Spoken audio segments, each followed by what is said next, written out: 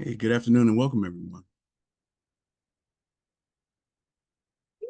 Good afternoon. Good afternoon.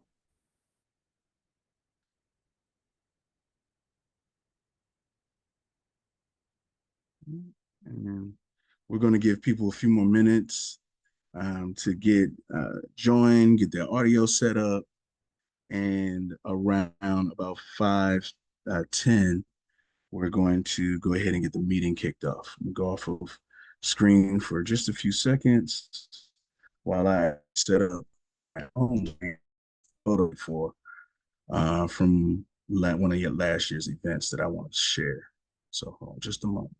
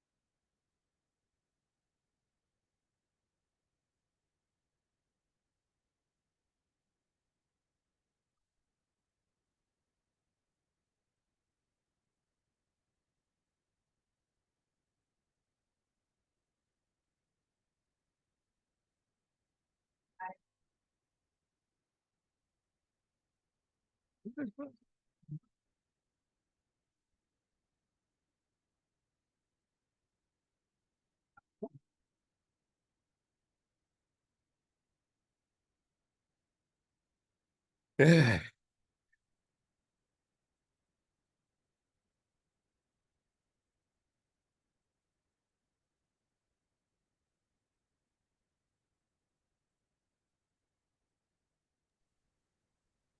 All right, can everybody see the meeting agenda okay? Yes. That's awesome. Hope everyone's doing well this afternoon. All right.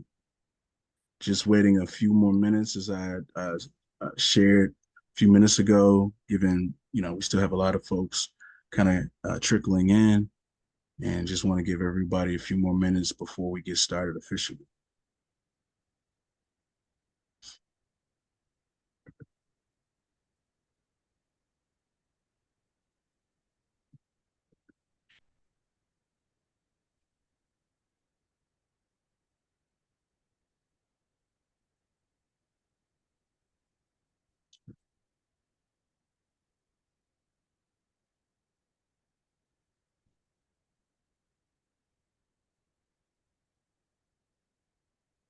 Hmm.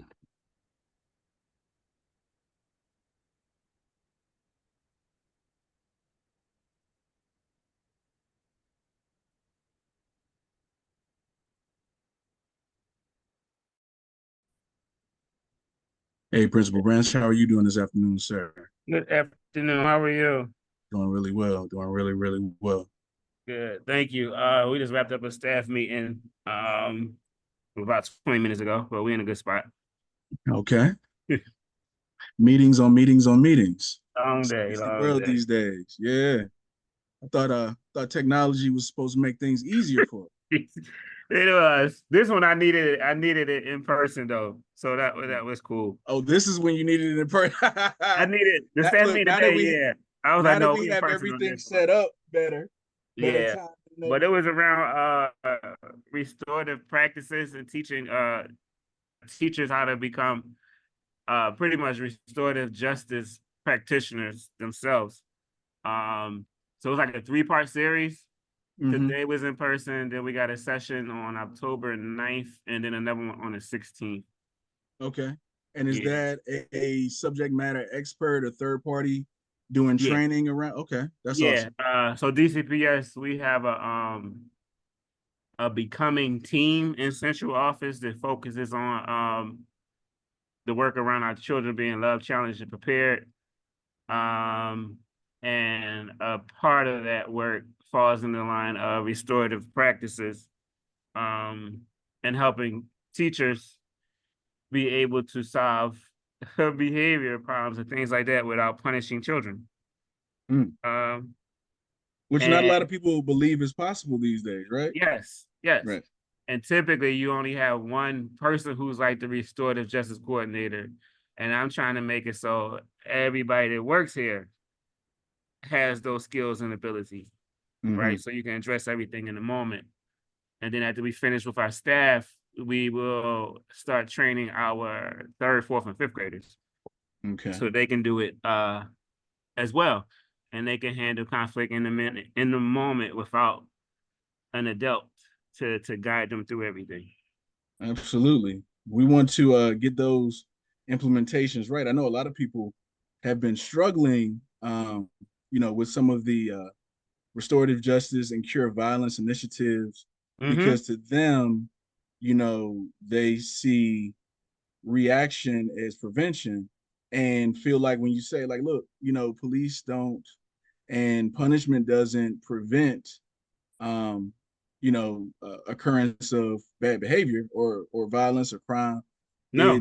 It's a deterrent for some, and I don't want to say a joke, but like just a part of the process and expectation for others, right? Yeah, so And that's my so, main thing is if we just teach behavior the way you teach multiplication, math, and whatever, right? mhm, I don't punish you because you don't know 3 times 9 is 27. So I mhm, don't punish you when you misbehave. We teach you how to behave. Um, so that's the route we're trying to go and making sure that we always proactive with teaching these desired behaviors so you don't have to respond in that negative way. mhm. I But completely we understand. are going to get there. Today was like we touched on it a few times last year, but today was like the true kickoff of really training our staff. Mm, So it was good, man. okay. Well, I'm glad to hear it. I'm Oh, no, no. always I'm always down for restorative justice and Yep. a lot of people don't know the main driver behind the result there, which is that the need for suspensions, learning loss, and behavior challenges radically decrease when you implement it the right way, Mm-hmm. right? And Yep. that's why we use the model that came out of Oakland instead of the model that came out of uh, other people's thought processes Mm-hmm. as they heard about it and tried to implement their own. We even shifting from just the word justice because restorative justice is justice like, oh yeah, you're gonna get somebody back, right? So we're Mm, even shifting the language, at least in here, to this a restorative practice, right? So a restorative practice practice. versus justice. Oh, there we go. I Okay. don't want no one walking around thinking like I'm gonna get you back or we're gonna get you for this. It's just a Ah, practice. okay. Okay. Yeah. Okay. And that's just here. Like in the world, they still call it restorative justice. Look, as long as they get the model right, it's not Yeah. because it's nothing like the real thing. So and that we can talk more about that that whole Chicago Oakland model Mm-hmm. because it really works well until people get in the way of the work being done. There's a couple So people people here get in that the way. do great work around that as well. Yeah. and Well, I'd you love have to to come have. to one of our next sessions. Okay, okay, absolutely. And the I'll next two come to virtual, so listen. you could at I'll least come to like listen listen. in. You can Right, listen in. yeah. I don't know if Ambrose is on the line tonight, but he did a couple of years ago. He did a whole series around cure violence and restorative justice Yeah. for DC. And so he is this year. He's our advocacy committee chair. So maybe we'll get him out there. He's the chair of the DC Health Alliance Network, I and will so hope so. we've been working with that and Tom Brown, um, those things since the early days when no one believed you, right? Since like around 2012 or something like that. And so it's Hmm. really good that work is continuing, because I know in DC they had moved away from it for a little while, and I'm really excited to see you implementing that same work.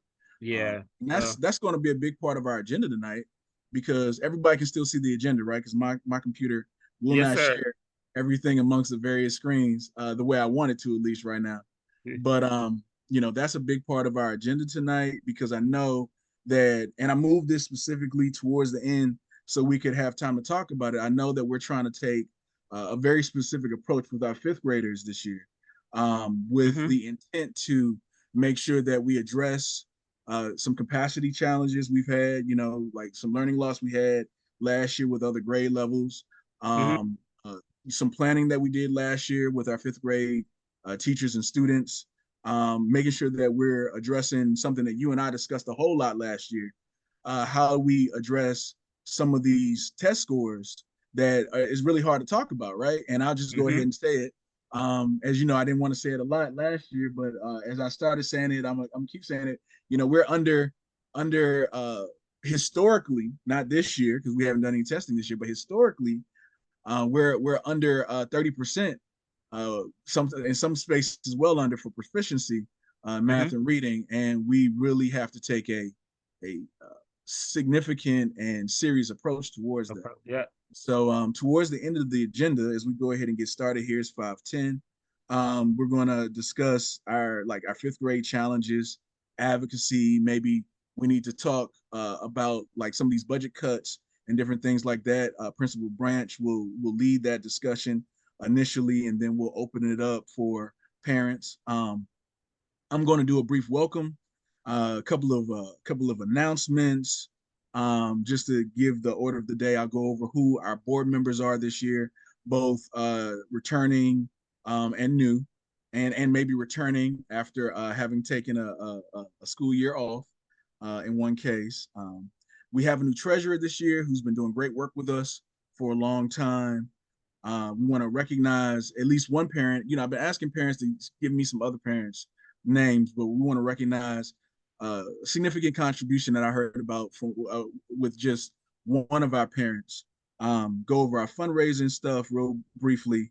Our athletic programming director may not be able to make it tonight. He's supposed to be sending me an email, so I'll briefly read off his comments, and then we're going to talk briefly about Winterfest, which is coming up in December, and give folks the opportunity to share any other ideas. So, Sounds like a plan. sounds like a plan? Okay. So, in brief, I'll go over our board. My name is Sinkyu Culver. I am the president. I have the privilege and the honor to serve as the president of the Ambeers PTO.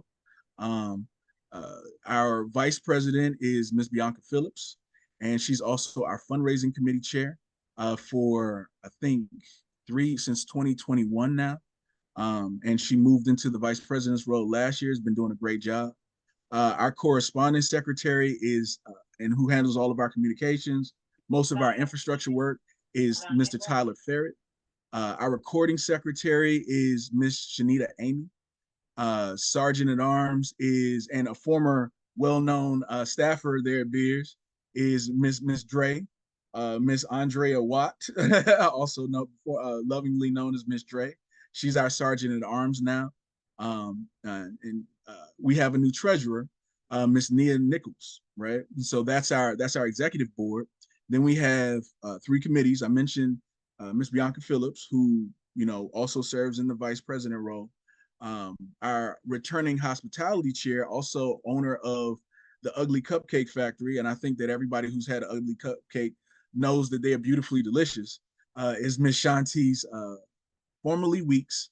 I got to she got married, so I need to make sure I get her last name now. So she got married, and I want to make sure that we have her last name. I'm not sure if she's on the phone or on the call. Um, and then our new advocacy committee chairs, another Beers Dynamic duo are Ambrose and Nora Lane, who are co-chairing the advocacy committee. And it's really good to have them in that role. Ambrose and I have worked together in education since in various roles since 2012. We were at Marshall Heights together. I think he was the COO and I was the director of marketing and communications. Um, we engaged in a lot of work around the pillars of urban renewal, one of which was health, and making sure that healthy communities led to healthy economic development and healthy mental health, which he continued with the Health Alliance Network, which has been going strong for a few years, over a decade now. And then Dr. Nora Lane, I met her before I met him, and she's been doing work around, helping people who were suffering with crises of addiction for a long time, and has done a lot of great work there. And anybody in that area will know her in DC. So we have an incredibly strong team this year. It's grown recently from 8 to 11, and I'm so happy that everybody chose to recommit or commit themselves this year to the cause of strengthening our Ambeer school community.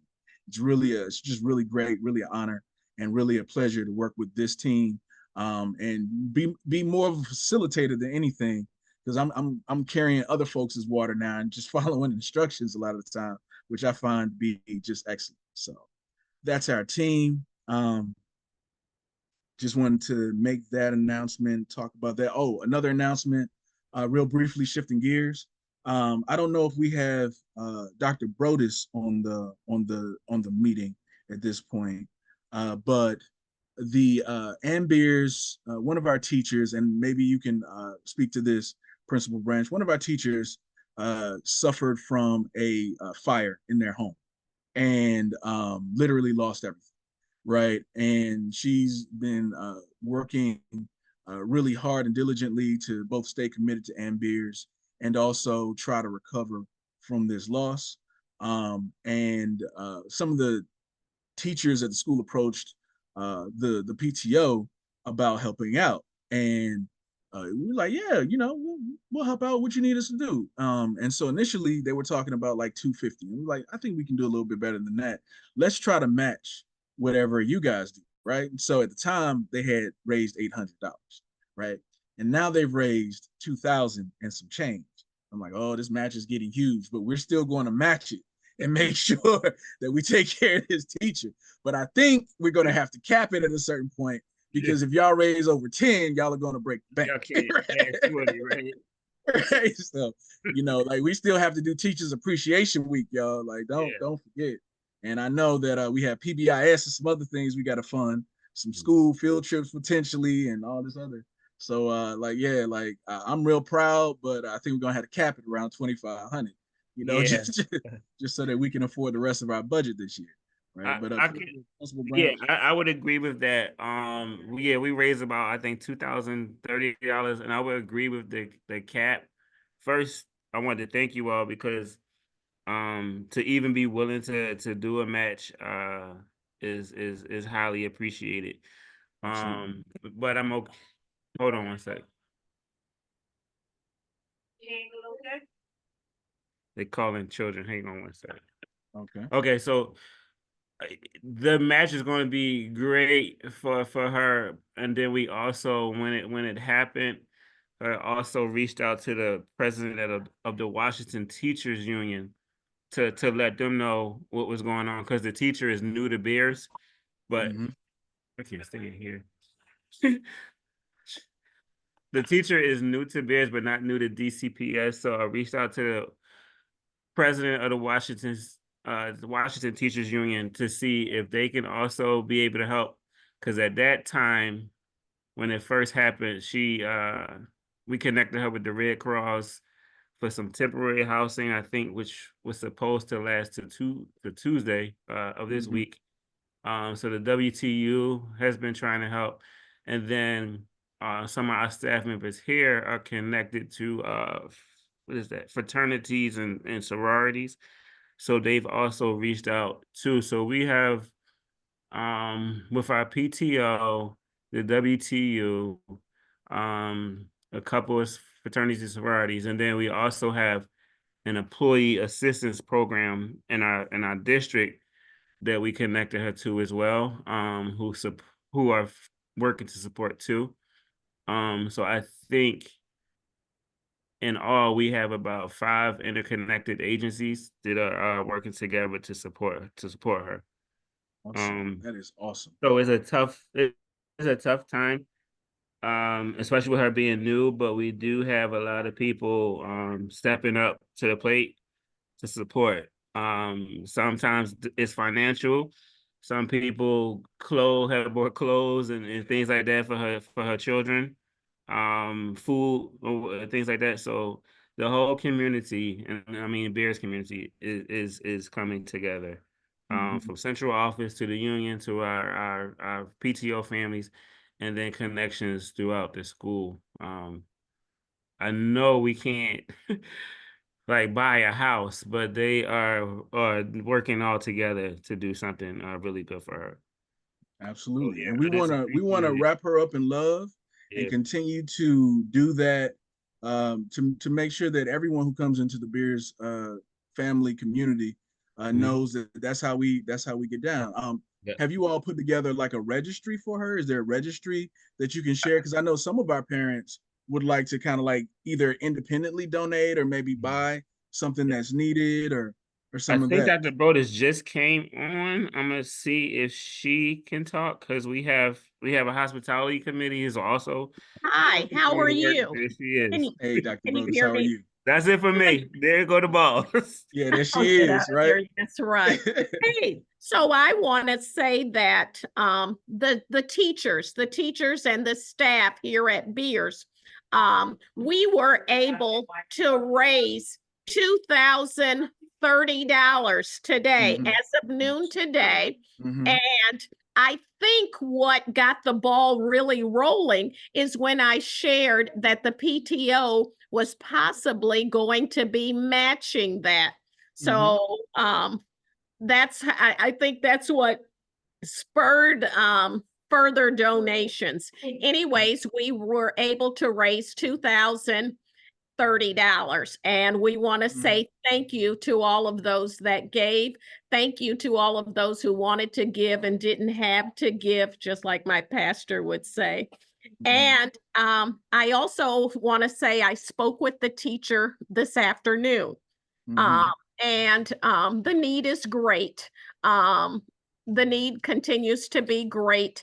And she said that an organization was getting ready to start a GoFundMe page for her. So Okay. I'm waiting to get the details for that.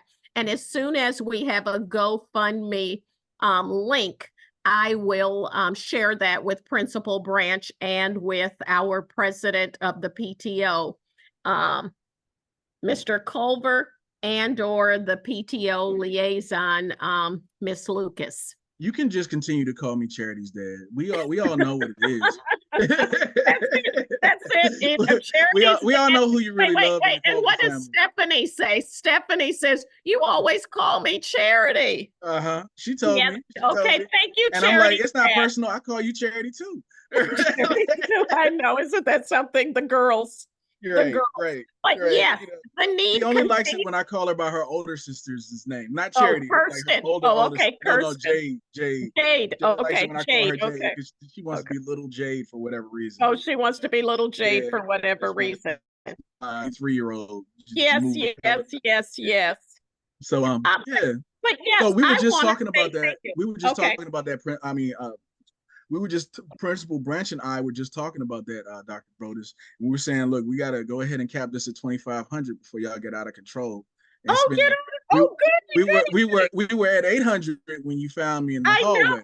And I was what I trying to talk to you said. about a I different said the issue. last time I I love talked how this to Mr. goes. Culver, it was going to be like $800. I mean, we Right. were I at think you were asking for $800. 250 initially, right? Yes, And it's so, but so you know what? almost like within 24 to 36 hours, we are at 2030. And since the money was rolling in, I thought I better tell Mr. Culver today we had 2030. But you Mhm. say that we can cap it at 2,500. Well, that's what I Okay, want to do. Now I have that's to what, make okay, sure that there are no objections or anything because this is a okay, member organization, so on and right, so.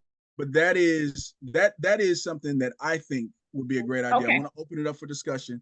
I okay, also want to do a brief segue. So in a moment here, I'm gonna bring on Nia Nichols, who I believe is in the car, okay, who's agreed to and we've just appointed as our treasurer for the Ambeers PTO because we've been struggling without a treasurer okay, for a little while now, right? okay, And just so that our members have context, our current account balance, and you will get those lovely treasurer's reports with itemized expenses and everything rolling again soon. But okay. our current account balance is $16,201.39, just so that everyone has that as a point of reference, right? And by October, we'll have like the itemized list of expenses. I know that this year, our only expense thus far, planned expense is 800, but we did like 500 for some of the various meetings prior to school starting, and then we still owe the school another 300 for that. And if we get an opportunity tonight, we'll just go into everything that we funded and everything we did last year, because I know our fundraising committee chair has a lot planned later this year.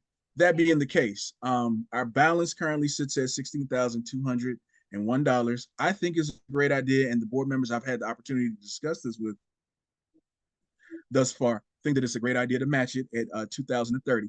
And so I want to hear any thoughts, any concerns, any questions.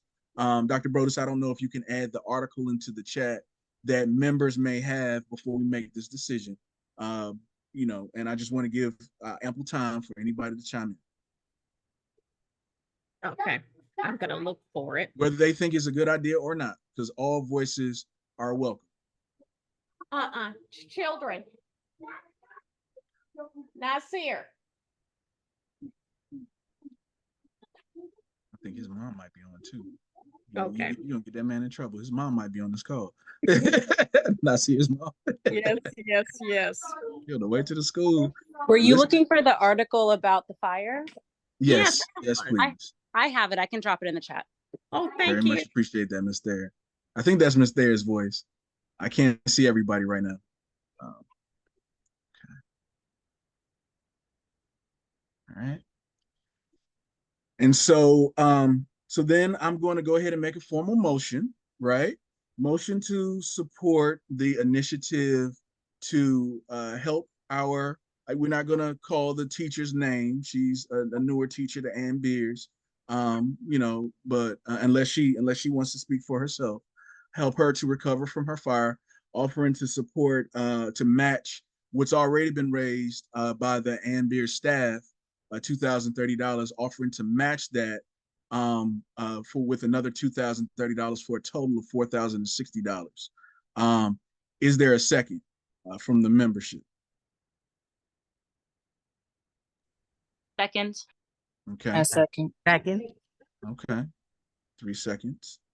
And okay, that's awesome. So at this point, I will just ask are there any abstentions from this vote working backwards, given that the expectation is that that folks may want to abstain, because I know that there's probably going to be a lot of support around this. Okay, are there any objections? I don't know if this is necessarily an objection, so I just want to give context. Okay, Hi, everybody. Monet Thomas, parent of a second grader, Ms. Bronner's class. So my want to add to the motion, is that we would consider as a PTO that if there are instances or other circumstances with other staff that may arise in the future, that we will take the same precedent, if you will, of the matched fund component for those individuals as well in the future. That would be my only ask. I think that's a great idea. I don't know if I want to add that to this motion, and here's why, Okay. right? We have a hard limit that we're probably going to adjust of $10,000. Once we get up under $10,000, because the PTO does most of, at this point, does most of its fundraising through its events.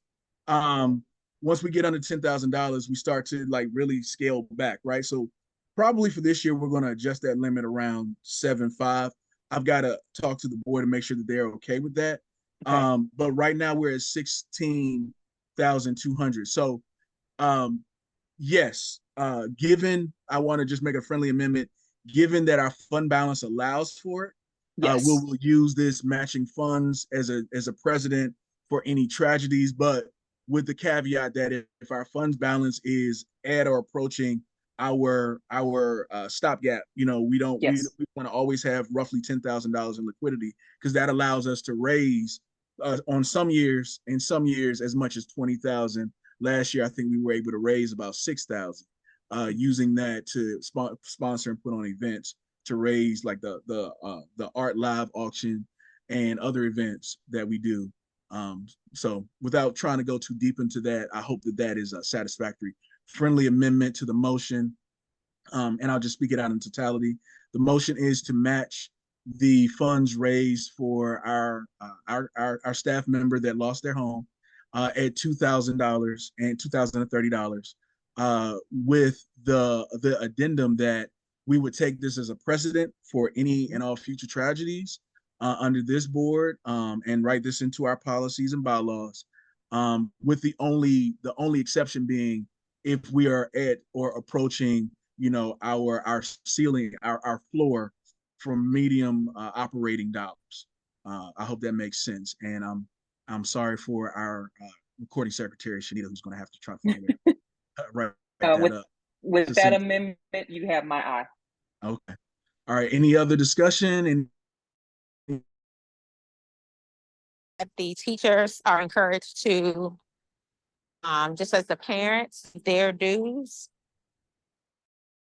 If we're supporting teachers with the funding from the PTO, that they are paid due members. okay. That's my treasurer, y'all. And you know, I can't be mad at her for being a treasurer. That's what she's supposed to do. Right. And I absolutely know that we're going to get a lot of support from our teachers. Yes, you will. And yes. I'd like to know how much is the membership fee? Is it $10? $10? It's $10. Oh, yes, yes, yes. We can do that. I'm Okay. sure. Okay. Yes, yes, yes. We'll get the teachers to start joining our next pay date. Okay. Hey, and I know this is kind of off Okay, topic. hold on. So I want to close out that motion. So I'm hearing that we have unanimous support for the motion as amended. That is both the $2,030 of matching funds, and the amendment that we would take this as a precedent in the future, with the one exception that if we are close to our limit for operating dollars, then we'll have to make some sort of adjustment. What I believe that I'm receiving, because it's kind of hard to take a poll right now, is that we have unanimous support for that. Are there any further discussion, direct amendments, or considerations that I need to be taken into account? Okay, so motion passed going once, motion passes going twice, motion is passed. Okay, now briefly, Dr. Brodus, what were you going to say? And then Nia, I want to formally introduce you to our family as the new treasurer for the Ambeers PTO. What are you about to say, Dr. I was going to talk about the teacher's contract. I was going to say we're going to be reaching out of the teacher's new contract, which has not, that we're still trying to negotiate it with DC Public Schools. And a lot of times when we get parental support, that's when all of a sudden things start moving along. So that's just, I just wanted to just share that with Well, so you. you'll have my support as you have in the past. I think that Yes. next month we're going to have to designate a significant period of time to advocacy discussion. And the Yes. reason for that is we know that the last temporary contract that was put into place, they raised teacher salaries without raising school funding. They actually reduced school funding and almost like tried to use the teachers against the schools, which I'm fairly unhappy about, right? And so I think that we're going to need to take a comprehensive approach this year around both WTU advocacy and specific Beers budget advocacy, and maybe even some more 7 advocacy, to be honest. But stay tuned, because I think myself, Ambrose, and Nura, who are our advocacy committee chairs, will be meeting with you along those lines, because we really have to make the case. Yes, we do. And that's something we'll probably be discussing towards the end of the meeting. We're at 5:30 now. I know we have a robust agenda to hop through. Usually, y'all, I try to keep the meetings to be an hour and a half. I know it's a school night, but we just have a lot to cover this afternoon. And so, absolutely, Dr. Brodus, absolutely. And thank you for everything that you do, everything that you do. We really appreciate it. That's also our shop steward and one of our resident go-tos. Everybody can rely on Dr. Brodus in the Ambeers family. Okay, so moving right along, back to Miss Nia Nichols. And as a matter of fact, I will let her introduce herself. I just want to say a few words. Um, any and every time I come into contact with this parent or anything that she is working on, she is always humble. She is also always helpful to the point of being sharp, right? It's like, oh, okay, yeah, you've just inspired me to do more. She is always committing her time whenever she can, even if she only has an hour. Like back to school night, I know she was able to work one of the tables, and she's like, look, we have this after school recreational activity with Kyrie starting at like 5:15. How can I help out for an hour, right? And I really and truly appreciate her. I really appreciate the her approach to issues. She's very thoughtful, very comprehensive, and generally just on top of everything. And so when I saw her this year, I'm like, look, I need a treasurer, right? And really, no one really wants that role. I know I've been treasurer for several organizations in the past. Not many people want that role. She immediately said, yes, I'm willing to do that, right? And so I just wanted to share that because, it really means a lot that you're willing to take on this role. I know it's not always the most popular of roles, but I love the way you're handling it already, Ms. Nia. So if you would, please introduce yourself to the Ambeers family once again, for those who don't know you already. Greetings, and beers. My name is Nia Nicholas. I have a 3rd grader. His name is Kyrie. He has the pleasure of being educated by Miss Merrick and Miss Johnson this school year. Kyrie has been in Ambeer since pre-K 3, and I fought to get him in, even though I live like right through the alley. It was important, even before he reached pre-K 3, that I visited the school. I spent a lot of time in the school, even in the summer, to make sure that Ambeers was just the right fit for our family. And, Ambeers to me is his home away from home. They take good care of him alongside other students that are in that building. I definitely appreciate your words and just your leadership in this whole process. I think Ambeers is definitely moving in the right direction to be, to me, a 5-star school, if it's not already. It's just not recorded in OSSE. But, based on all the programming that is happening with the leadership of Dr. Branch, which I followed for many years, even before he transitioned over to Beers, I was actually thinking about sending my child. We were in correspondence to Garfield because he was there, and I was watching how Garfield was evolving through technology, and I felt like he was on the cutting edge of what schools needed. And so I'm not going to be long, but thank you for the opportunity. I will do, serve this position with honor and honesty and integrity, and make sure that everything is transparent and that we are putting our best foot forward to make sure that our children have all the resources that they need in order to be successful. So I yield. I truly appreciate you. And like you, we knew Branch before he got here. We know several APs and teachers that worked with him for years at Garfield. And so we're looking forward to, moving in a very innovative and at the same time pragmatic and practical way towards being a 5-star school. We've got a lot of different things on the cooker. And we're looking forward to Principal Branch's second year. I know we have some challenges and different questions that we have to talk about around 5th grade, and I know some of the parents are looking forward to that. So we won't belabor the point.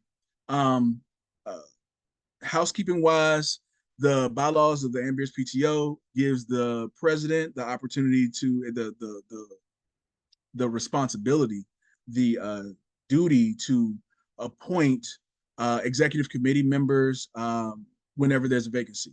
Exercising that responsibility as the Ambeers PTO, I have appointed Ms. Nia Nicholas to the role of Ambeers treasurer. But in the way that I operate, I still want to hear from everyone. We've already gone through a board process to make sure that her appointment is suitable for all board members and vetted her. And I want to make sure that the body is also in agreement with our choice here. And I want to give people the opportunity to speak now, and if there are any questions or concerns or just want to thank and congratulate, all comments are welcome. Okay. All right. So welcome, Nia. You passed through like 2 vets and already started the role off with a bang. And so I just want to thank you for your commitment. We're going to get all of the fiduciary roles turned over to you. And I think I've created a folder that you should see on the Ambeers Drive, where we're just going to try to get all the legacy and tax information up there. This is not a small role, everybody. So whenever you see Nia, please support her whenever you can. It's a lot of work involved with just keeping up with our organization, especially since we do so much fundraising, and we make sure that we take care of so many different issues wherever we can. Someone told me, one of our members the other day told me, well, CQ, you're always pushing for more. Most of our PTOs and Ward 7 happy if they have $2,000 in the treasury. And I was like, that's very nice, right? We had a high water mark of 50,000. We're trying to push past that, right? So please stay tuned. There's more to come. I know that in 2 steps, we'll be hearing briefly from VP Bianca Phillips about some of our fundraising initiatives that we're formulating for this year. And thank you again, Nia, for coming on board and everything that you've done already within the last week and a half. Really appreciate you. Okay.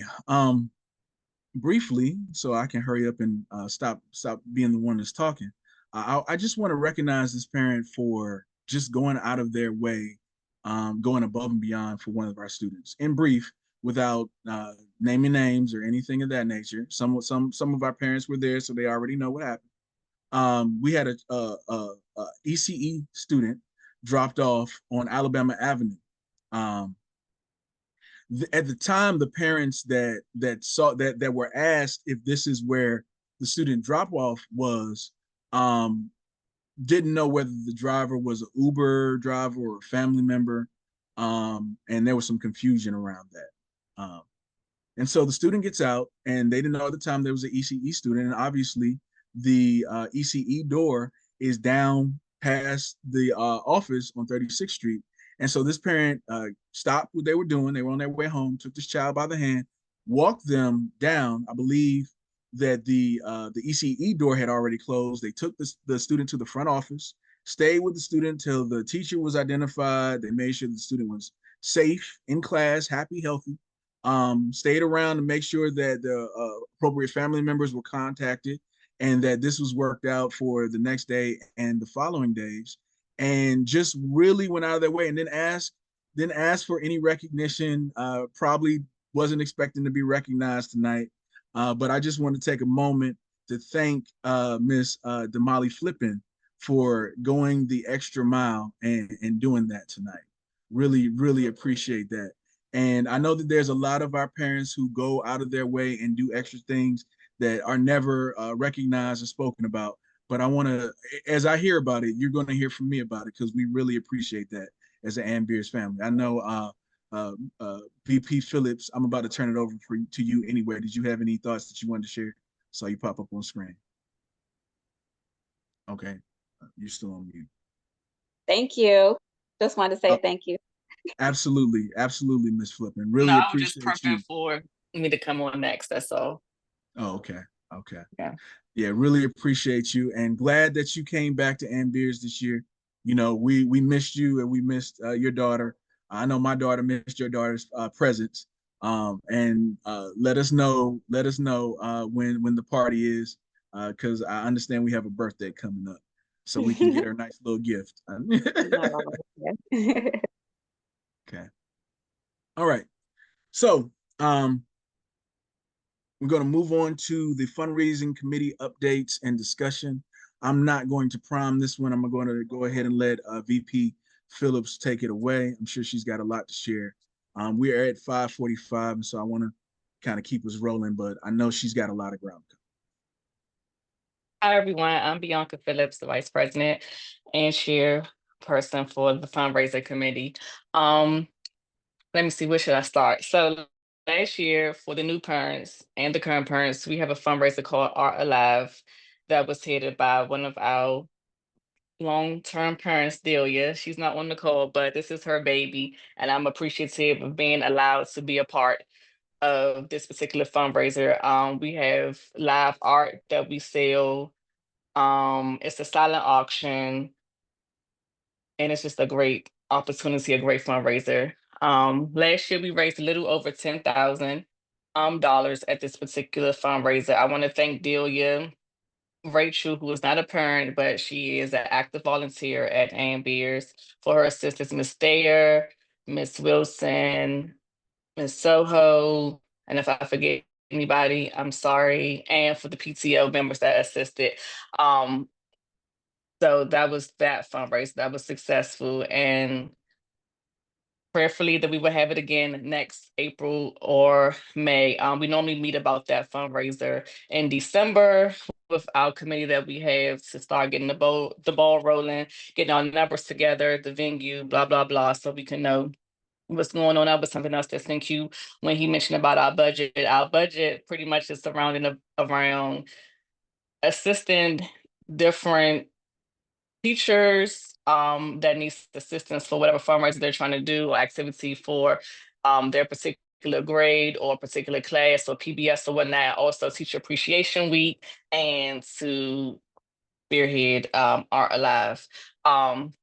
So with that being said, I do have a few fundraisers that I have in mind for October through January.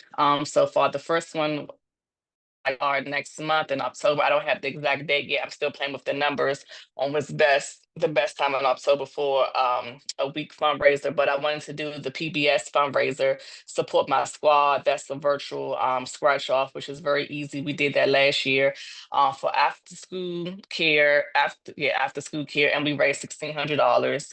So that was very successful.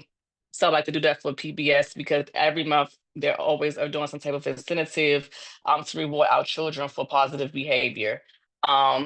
November, I'm still brainstorming for the fundraiser for the athletic department, but I do want to fundraise for the athletic department as they need certain things like a tent. I think I might be missing something else, but I know the tent is one of the biggest things that's on my priority list. Thank you, anybody from the PTO, please let me know if I'm forgetting something else from the athletic department, but that's something that we want to be able to purchase for the athletic department. January, I wanted to do the Double Goods fundraiser for the 5th grade. Nora suggested that, and I think that's an awesome idea. 5th grade, as you know, they have different expenses. I'm not sure if they spoke about it, but I'm just brainstorming in my head.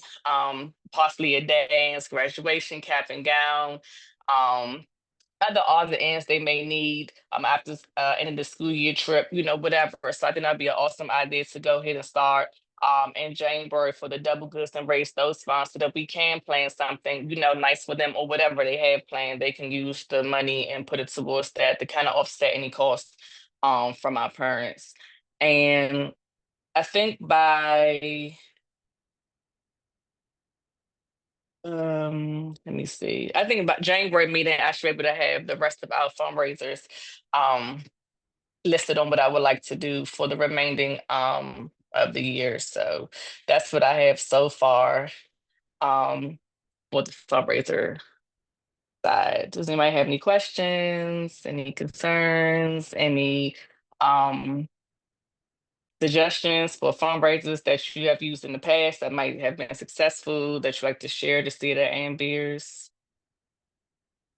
I'm open.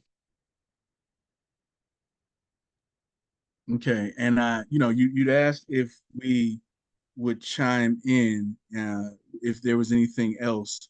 So I know that the athletic team specifically needs ongoing support, like waters. Usually our teachers are coming out of their pockets, right? And so like waters, light snacks, cross country in particular, it's very demanding. I know that those funds would also support our soccer teams, so on and so forth.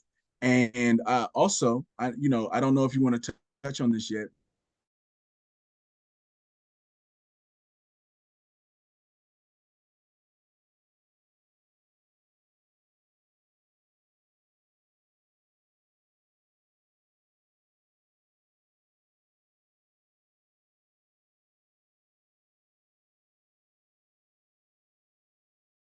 And I saw another hand up, so don't put your Miss hand down, Thomas. Miss Thomas. Yeah, but I don't know if you wanted to touch on the sponsorship work or wait until next month to do that. But that I wanted also to wait till next month to do that once we okay. had the kid and everything together. Okay. I didn't mean to jump the gun. My bad. Oh no, you're fine. All But right, parents, Miss. we do have that up and coming, so just keep that on your mind. Okay. Miss Thomas. So I know I saw her hand up. I And did too. Hi, good afternoon. I'm Okay. sorry, I was trying to find the mute button. Um, good Understood. afternoon, everyone. My name is Maisha Thomas.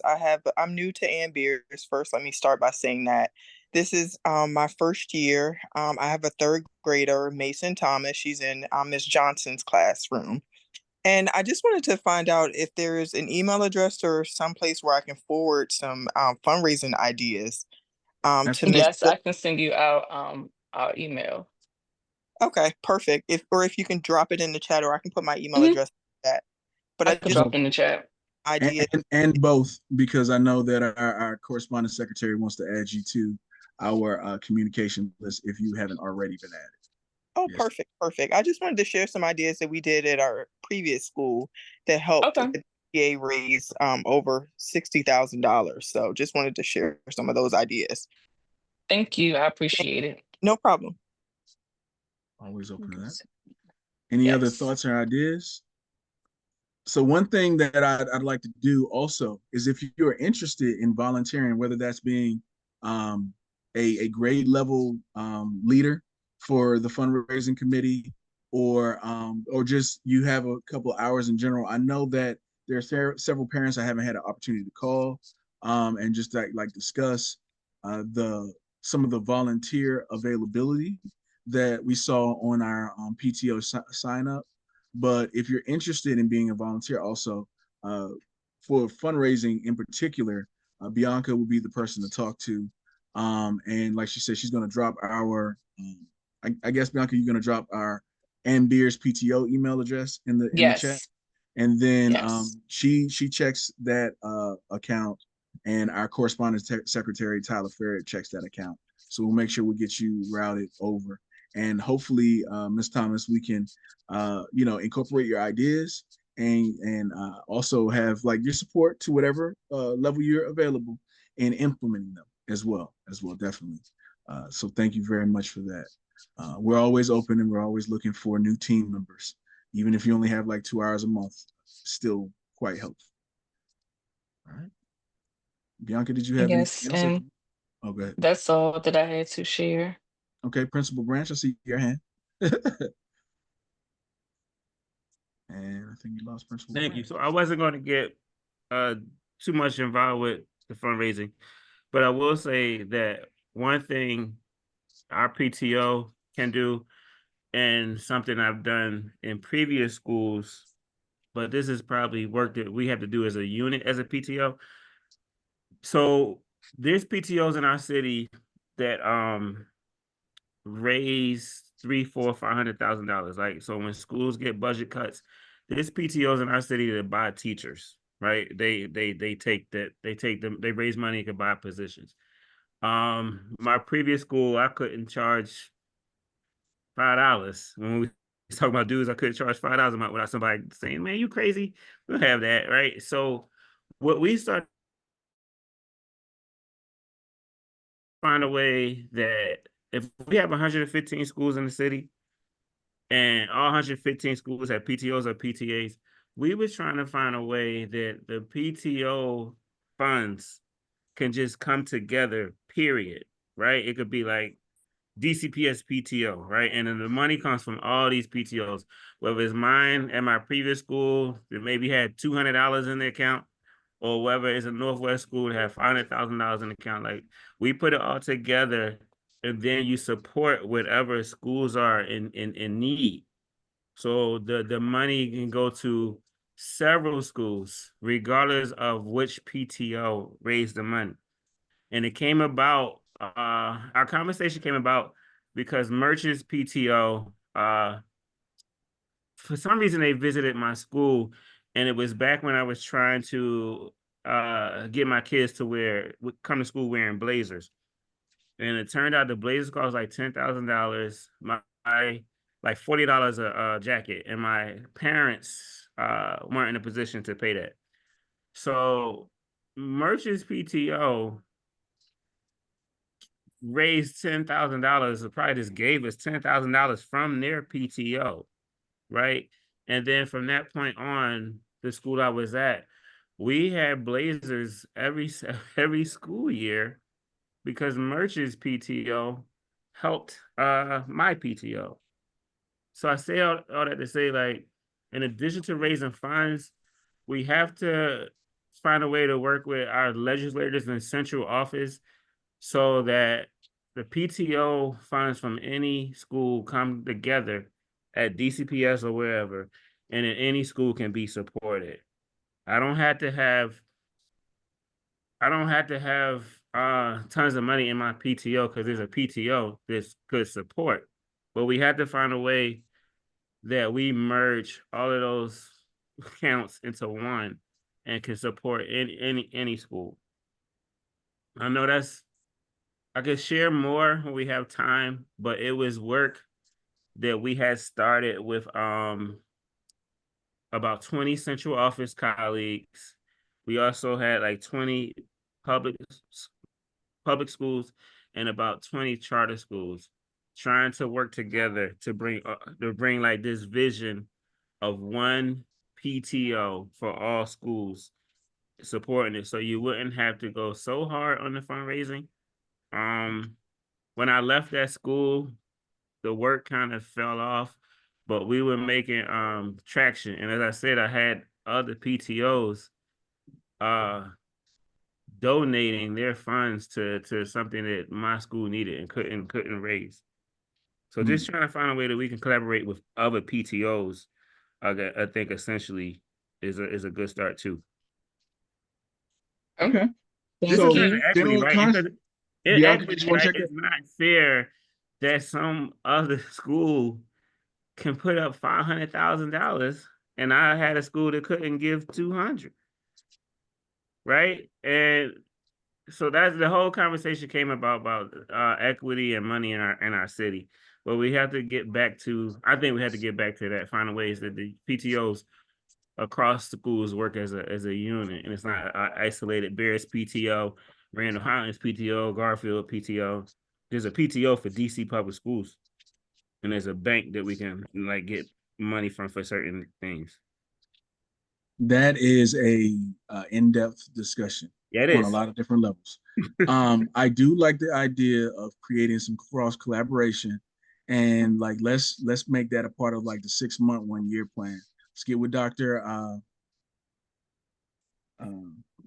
Dean, right? Yeah. And we can start there with that one, right? Right now, look, I'm trying I to just want to fund. just put it out there, right? Because I did it and I'm I trying to let it fund what's go. going on at Beers right now too, right? Yeah. So, and I mean, honestly, I've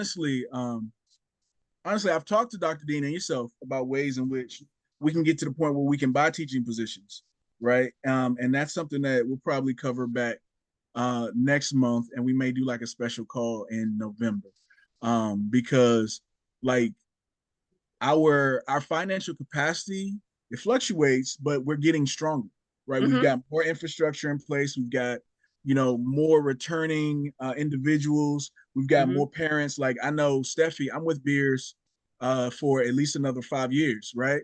And so we've got more parents who are here for the long term. I know I won't be the president for the next 5 years. You might have 1 more year, 2 more years out of me, depending on what Bianca wants to do. We got at least 4.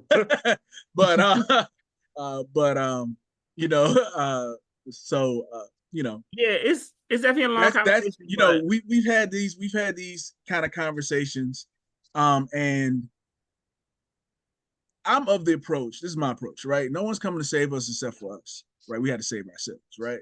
Now, I like what Merch's PTO does for other PTOs, but when you're raising close to $1 million, it's not hard to give away 10,000. Just like when we raise close to, like when other organizations contact us for assistance, it's easy because their needs are small compared to our needs, yeah, right? And so, that's a longer term discussion, but I'm in support for the collective approach. I don't know if I'm in support for the requirement that, and I don't think many other PTOs would be in support of that. I'm just going to be honest about that. The requirement in the way that some have presented it, that because you have a lot of schools that don't have a PTO, and you have a lot of situations where and I'm just going to say it like this, where the principal sometimes is the biggest issue. I know with some of the schools that I've worked with in the past, so the principal, like yourself, could either be the biggest support or the biggest issue, right? And I know there's a lot of other PTOs that they wouldn't feel comfortable turning their money over to that type of situation where someone else is managing their fundraising. Yeah, so that's why it's a long conversation, but it's about equity, right? Because that Merch can charge a parent $400 for dues. They'll just pay it. I was at a school where I couldn't charge you $500, $5, $5 a month, right? They was paying $400 a month.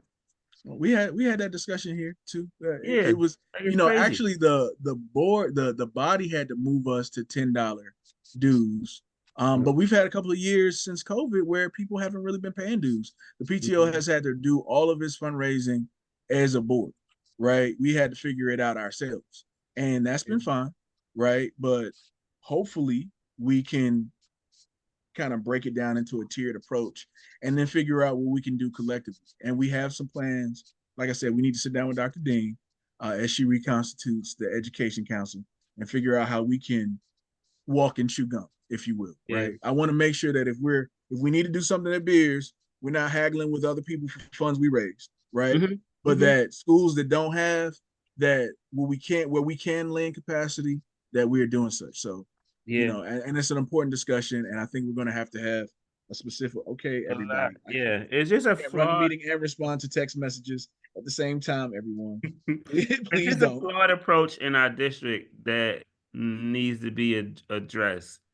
And we had like 60 people trying to do it, and it fell off. But I would love if somehow we can get that momentum going again. But yeah, sorry. Oh, and just one and one last thing. I don't know how I totally forgot this person, Nia, that's on the line. She was also a big help with the art alive, just from participating to helping, and for the most part, having her students volunteer for community service to help out a lot. Like that was a tremendous help. Free labor. So it worked out free labor and then received community service hours. It was a win-win. So thank you for 2 years in a row. I really appreciate it. Absolutely. And I know you mentioned Miss Thayer and Girls on the Run, but you may not have mentioned Tyler.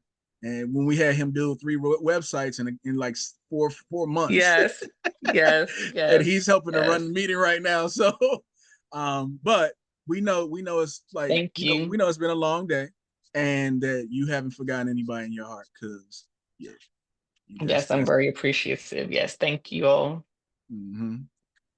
okay. All right. And so like, and that's another thing I love, because like Nia, I was watching her face when you were, she wasn't going to say anything about herself, right?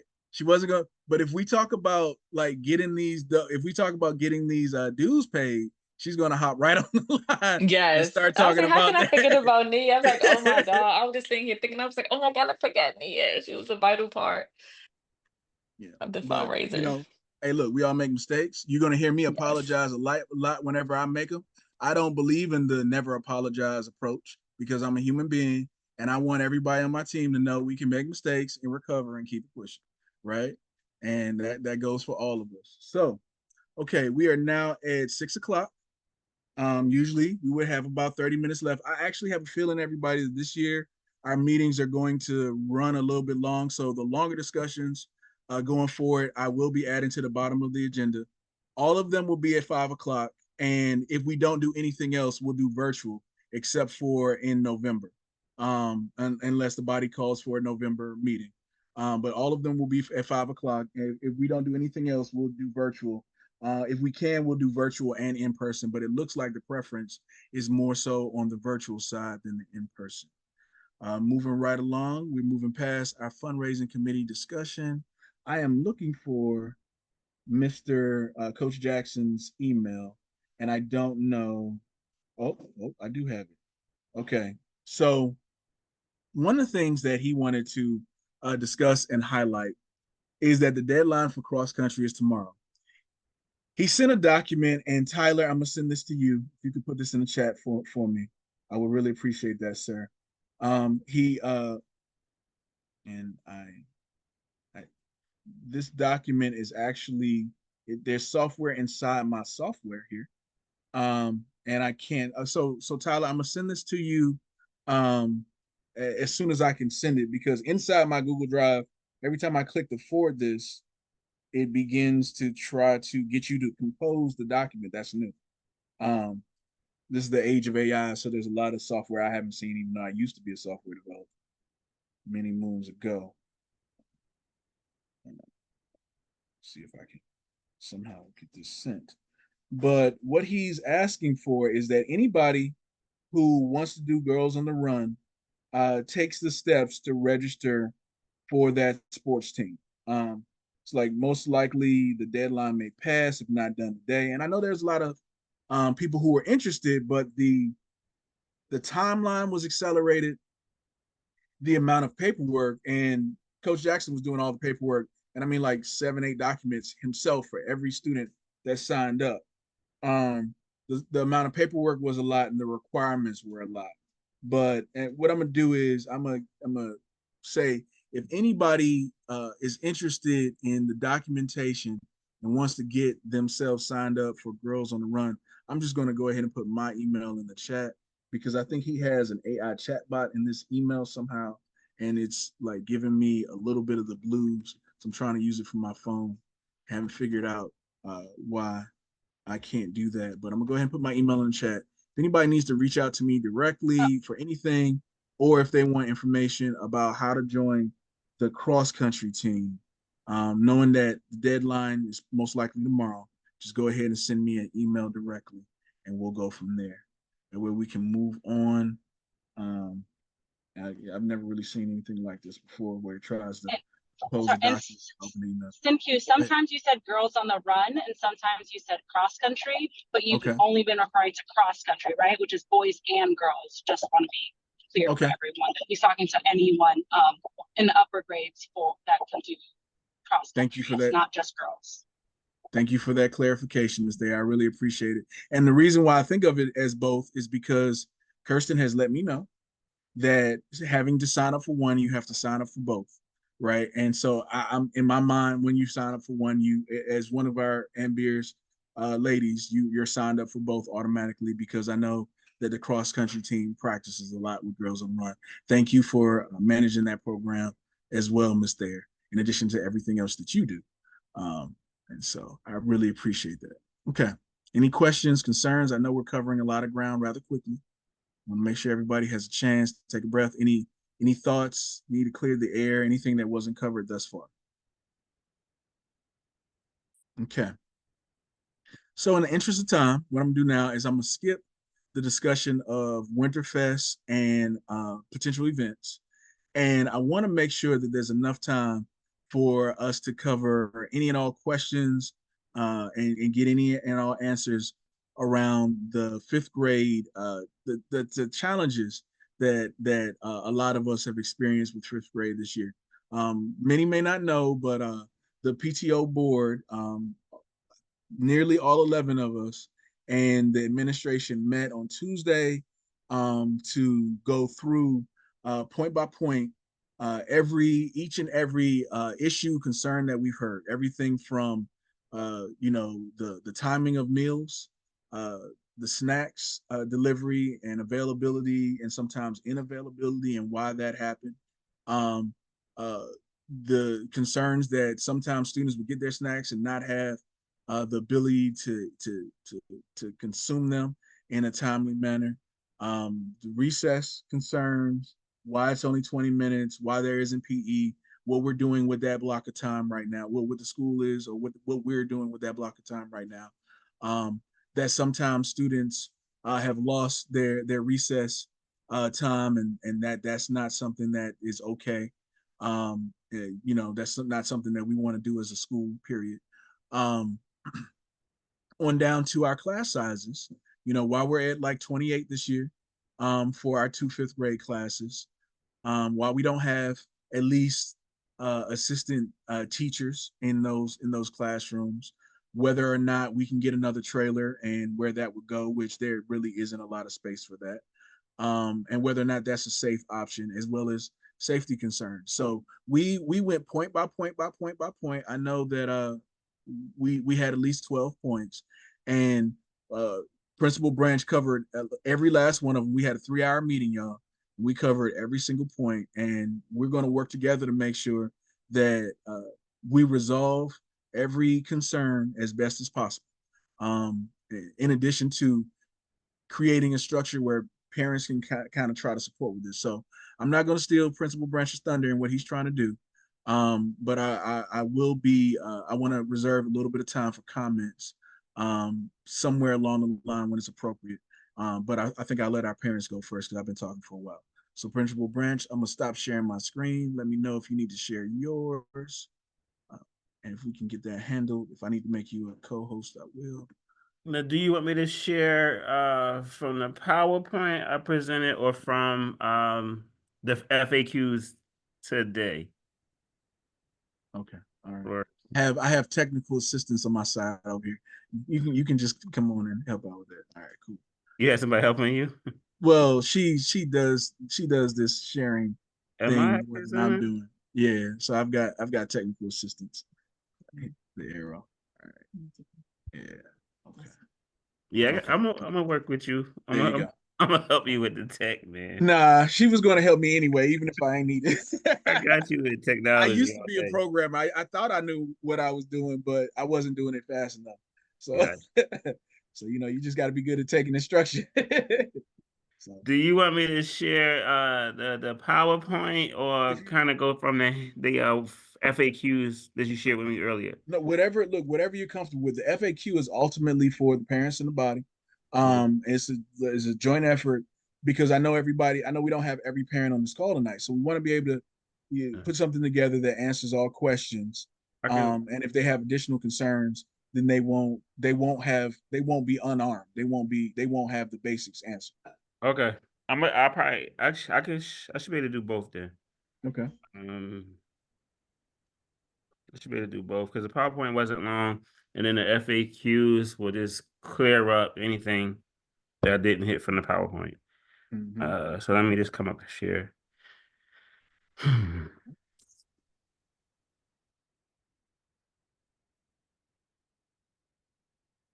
Just give me 1 sec. Share.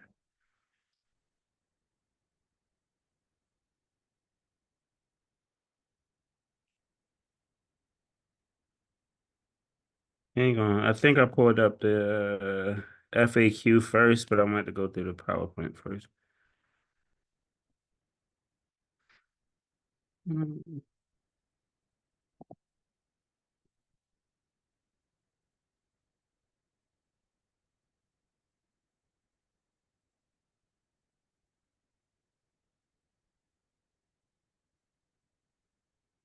All right, so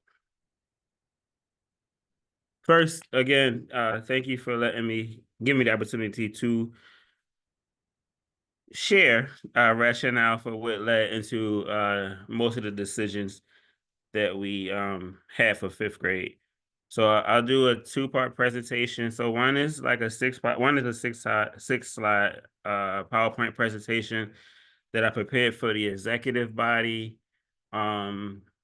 Just because I knew of some of the concerns that our parents had, and I also knew some of the concerns we created with changing the schedule from what it has been in previous years. So I'll go through that, and then the FAQ questions, I think I answered those in a little more detail. So I'll share the answers to those as well. Of course. So we met yesterday, no, Tuesday. We met Tuesday and shared a PowerPoint presentation that was really about our path to success for 5th grade school year 24-25. The main thing I wanted to drive home is that for our 5th graders and our 4th graders and even our 3-year-olds, I'm not thinking about elementary school when I think about educating them.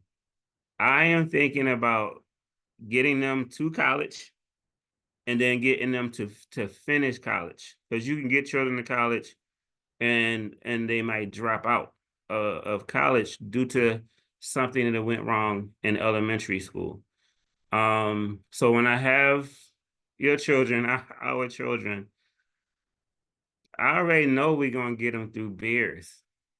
My thing is, I know what's coming for them, not coming for them, but I know what they're going to be up against in middle and high school and in college. And I've led schools in all 3 of those levels. And I even taught college as an adjunct professor. So I know what our babies right now are going to face. So whenever I'm running an elementary school or middle, whatever, I'm always thinking about the highest level we can get them to, which is college, and thinking about what college looks like in terms of them being prepared academically, them being prepared social emotionally, them being prepared with the freedoms that you get when you go to college. I've seen friends drop out because they're not used to getting up and going to class on their own. They don't have nobody's mom is saying you better get to your 2:30 in college.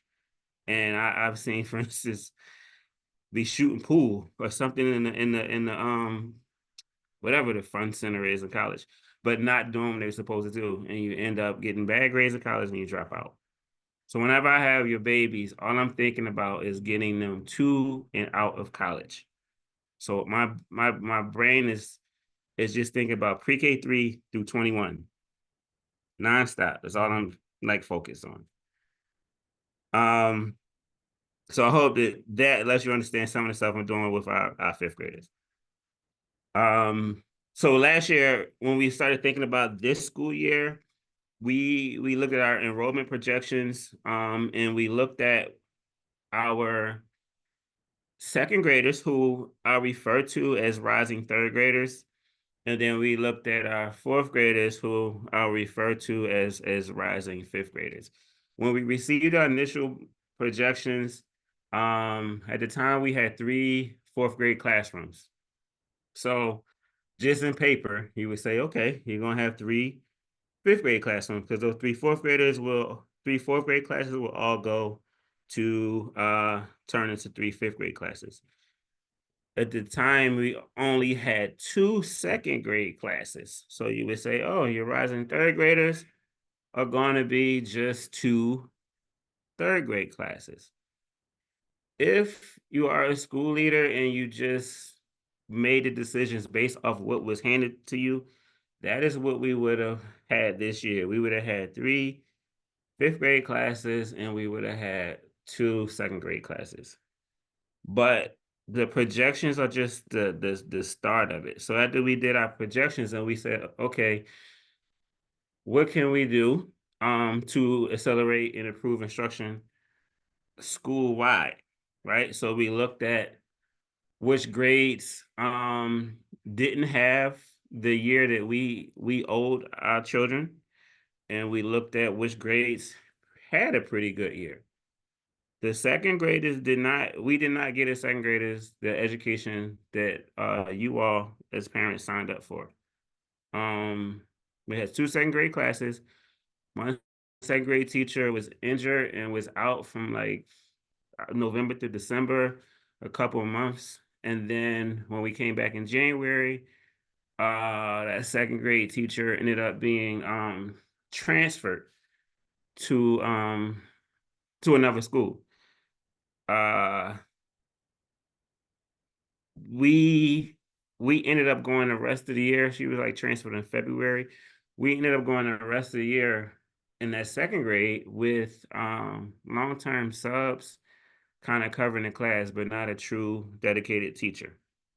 So that meant that our second graders, who are getting ready to go to third grade, going to a testing grade for the very first time, weren't educated as good as they could have been. So in our entire school, that second grade group of children, as you go into the next school year, are what keep you up at night. You're like, how can we fix what we didn't give those second graders, right? So we also looked at where we were strong across the grades. Our fourth grade teachers, we had 3 fourth grade teachers. We had 2 that were departmentalized. So one taught ELA and social studies, one taught math and science, and then the other taught everything. When I was actually meeting with my instructional coach, IC Thayer, and our whole team, but mainly IC Thayer and I, we had a conversation knowing that second grade didn't get everything they should have had, and they was going into third grade and what third grade is going to look like. We also looked at our fourth graders, and we knew that we were going to have those teachers loop, like, so to teach the same group again. So instead of teaching fourth grade, all those children would go with them, and they would become fifth graders altogether. We felt that was a strong class of children. So much so that we had a conversation about instead of having fifth grade be 3 classes, using the 2 strongest teachers to have 2 fifth grade classes, and then to take the other class and like look at data and come up with a combination of students who would best be served by one of those 2 teachers. So this was back in May.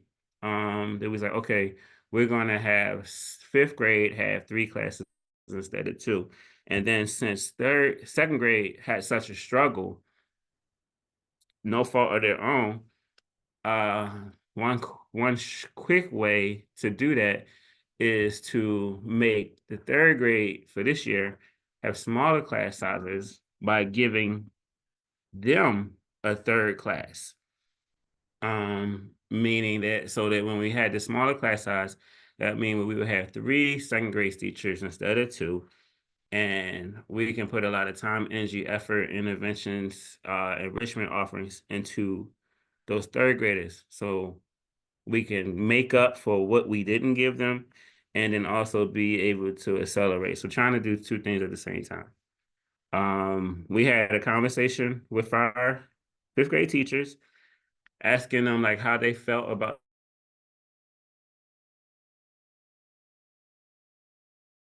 and then seeing like which 2 teachers it would be.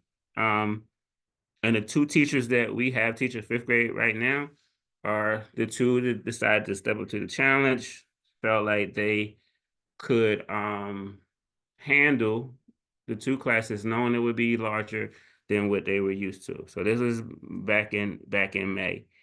And that's how it came about. So it was kind of doing what's best for the whole school.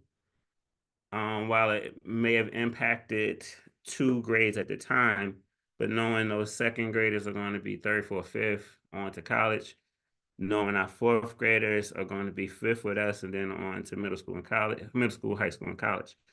So we felt that we were in a position to be able to give our 5th graders everything because we had the 2 of our strongest teachers in 5th grade.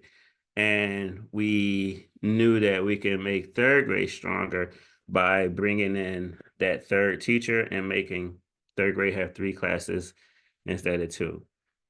We had these conversations in May. We created what we felt was a very strong class list. So we call it data-driven class list. We all sit together. So the 5th grade teachers, it's the behavior team, the mental health team, the instructional coaches, social workers. And we go student by student to determine which class every student should go into, which teacher is strong in this area, which teacher is not strong in this area, which student has a brother or a sister that we had to worry about if they're gonna have any behavior problems. That process took from like April to June, just on the class list alone. But when we left in June. We were all on the same page, knowing, okay, we're gonna have about 28 children in both 5th grade classes, knowing we was gonna have the 3 third grade classes.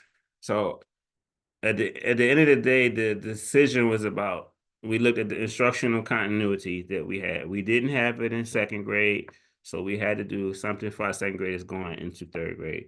We had the continuity in 4th grade, so we knew based on our data that we would be strong having our 5th graders with just two classes.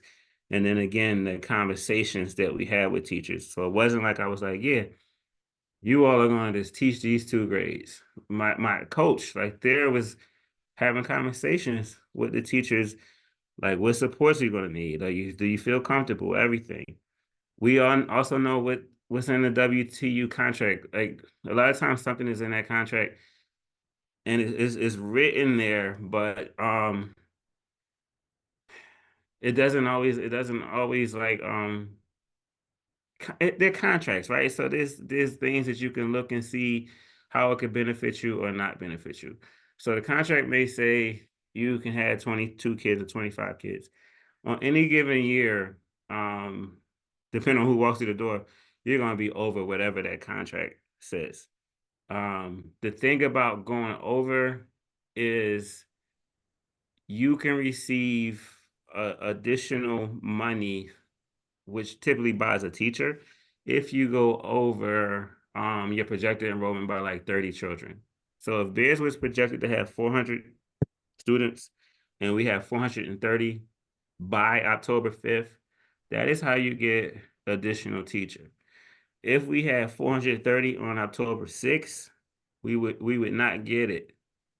We would not get the money. And most times, schools that are public go over the projection after October 5th because sometimes the charter schools hold on to children through October 5th. And then after that deadline and everybody received their money, when a student misbehaves, a charter school doesn't have to keep you. So they can, in their relationship with you, and you have to go back to your public school. We are a public school, so we're free for everybody. Hey, Principal Branch, I want to chime in real quick and like try to make sure that we contextualize that a little bit because I know for some of the parents it's a question of are we taking away from one grade this year Okay. to give to a upcoming grade. I know we're kind of like working backwards from the of the three. We've got the class sizes, we've got the recess, and then we've got just kind of like the scheduling of meal Gotcha. delivery. But I really want you to kind of like talk about where we are a little bit as a school. Like right now, DCPS is saying we need to get our enrollment up. They've been telling us that we've been doing budget advocacy around that for at least the last 4 years. Mhm. But whenever you have students in trailers and you don't have additional room in the school and you need another trailer if you want another classroom, then in my view, we're overpopulated, we're over enrolled, right? And so then they tell us that if we have more than 30 students over their already overpopulated projection for us, and I know your goal is 500, and I'm for the reasons that you have that goal, I support it.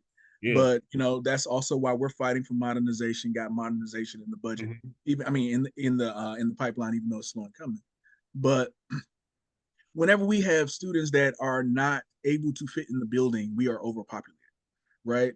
And so, and I know that that's not DCPS, that's not official, and that's why I don't work for DCPS. I just love a lot of people who do, right? But they're now telling us that hey, if we have this amount over their under projected enrollment projection for our already overpopulated school, they may give us an additional funding at this amount.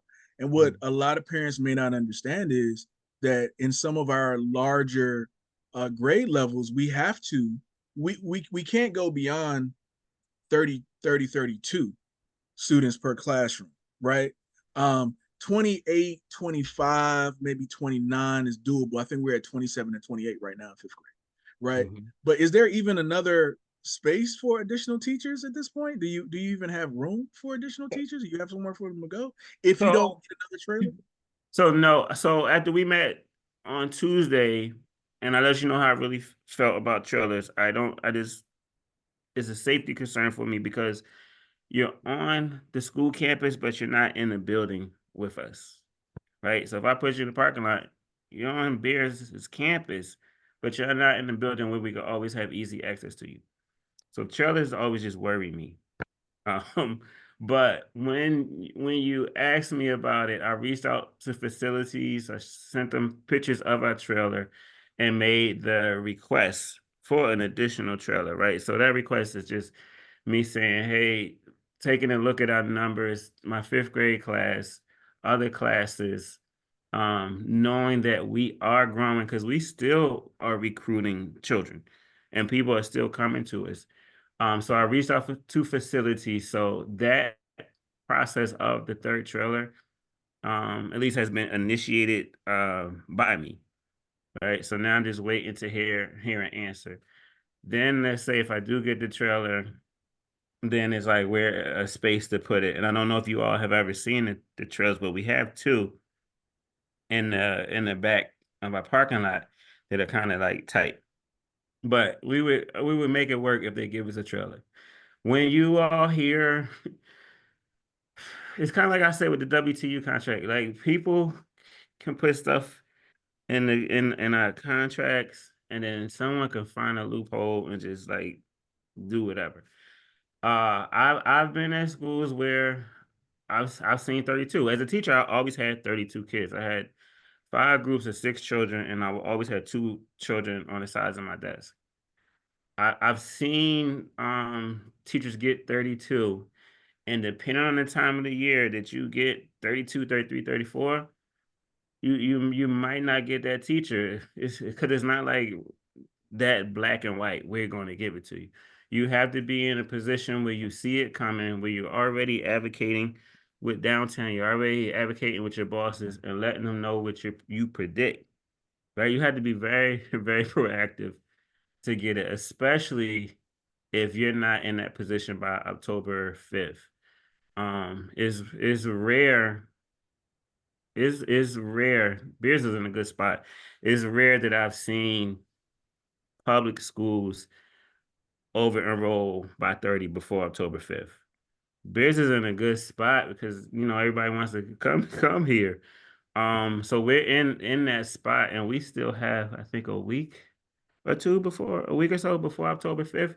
So So we're we're in. at 430. We're at 430 or above now, Yeah. and our projected enrollment, which was less than last year's enrollment, Mm-hmm. was 930. No, I'm Three. sorry. What is it? 393. 37. Yep. 393. So when they give me enrollment projections, so you could advocate and say I want more. I will sit there quietly. I will take what you give me because I know I'm gonna go after more. If I say something initially, right, like yeah, I'm gonna have whatever, then they project me at that higher number, and then I may not hit it. You project me low, I'm gonna be prepared to go out and get it. So I think we got projected like 397 or whatever. I could have said, yeah, make me 420. They would have did it. Then I would have had to get to 450. So something I would never say. I take your 397, and I know, okay, if I can get to this 427, 430 for the October 5th, I got them. And then I also know that that month of getting there may be a little hard on a teacher who's not used to having that many children in his or her classroom. So from there, you just make sure that you have supports in place. So with our two fifth graders teachers who do have the 27, 28, one thing we just recently did was secure a long-term sub that we're going to have like float and provide support to both classrooms. That long-term sub is cheaper than buying like a paraprofessional. A paraprofessional You know, might I want cost. to I want to jump in right there because I want to make sure that everyone understands the context of cheaper, right? So last year, our budget, like 60 schools' budgets were cut the previous year. And I think last year our budget was reduced slightly again. I'm not, I don't remember the exact numbers. I think I have it. But and I know that you worked a lot with downtown to try to get them to adjust some of their figures. And we appreciate that as well. We appreciate that capacity. But also our teacher salaries went up and we want them to stay up. They got their increases and we want to stay like that, but the funding for the school didn't go up. So it's like the cost of living went up, But but not the the per income pupil didn't expenditure. increase. Right. Yeah. Yeah, the cost of everything went up like inflation, but the Mm-hmm. amount of money the school is actually receiving Mm-hmm. decreased for the third year in a row. And so like some of our parents, and I want to pivot to the recess conversation after this, but some of our parents were concerned because it's like, okay, well, why if we don't have currently have space for another classroom and it's going to take them however many months to put a trailer in place and we don't really know where that trailer would go or whether or not it would be safe. And it's kind of like, that's a balancing act in and of itself. But Mm-hmm. why don't we have a teaching assistants? And a lot of our parents don't understand that we're actually receiving less and paying more Mm-hmm. than we were last year and the year before and the year before. So since we were not held harmless after COVID, we've been steadily funded at lower and lower levels, even as our enrollment has been rebounding towards where it was before. Mm-hmm. And so why is it important to go the long-term sub route as opposed to hiring or repositioning two teachers assistants?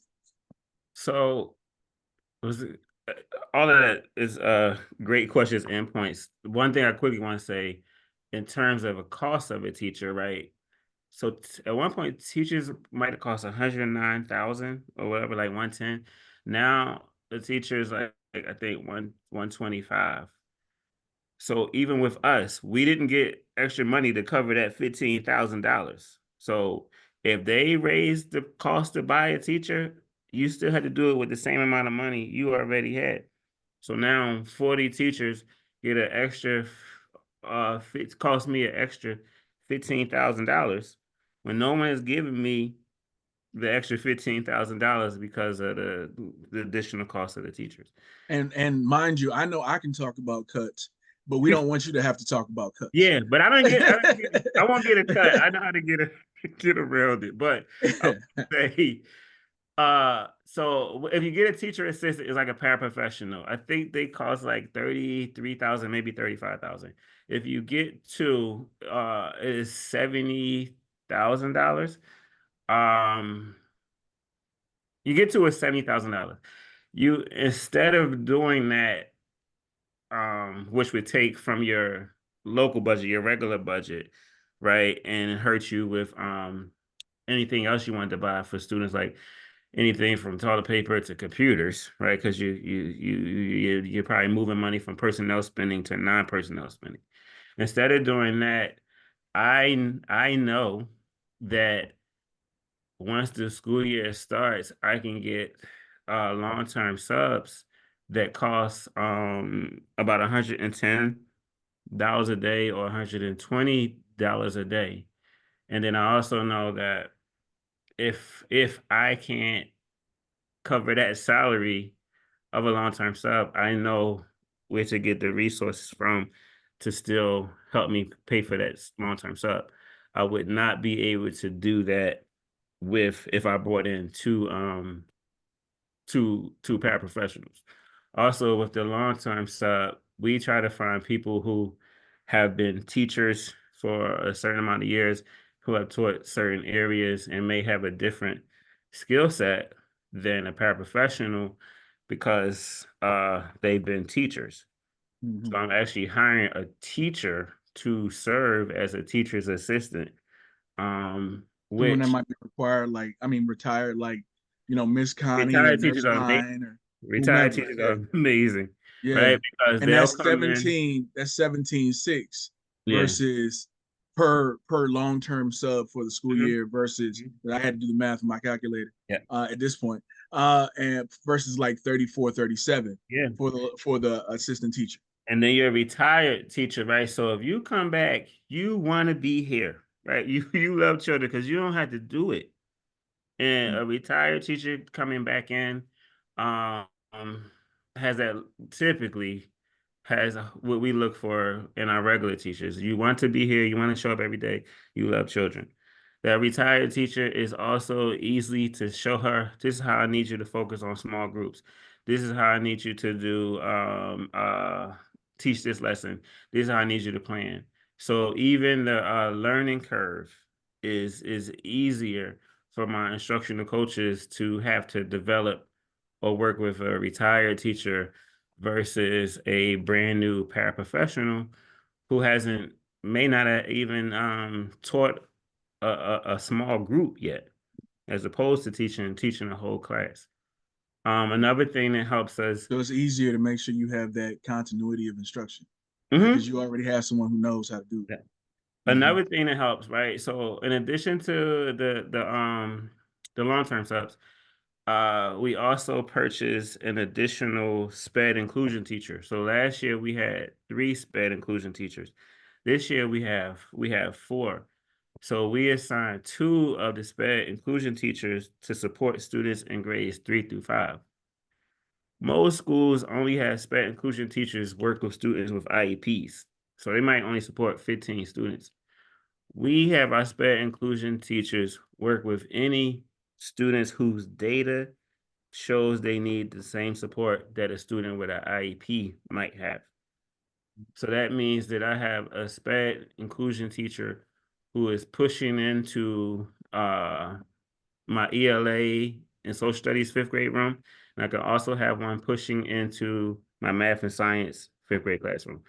That reduces the class size because if you have 27 students and you have 2 adults in there, if you implement a strategy called parallel teaching or station teaching, which is 2 co-teaching strategies, that means that each adult is now working with 14. One adult is working with 14 students, one adult is working with 13 students.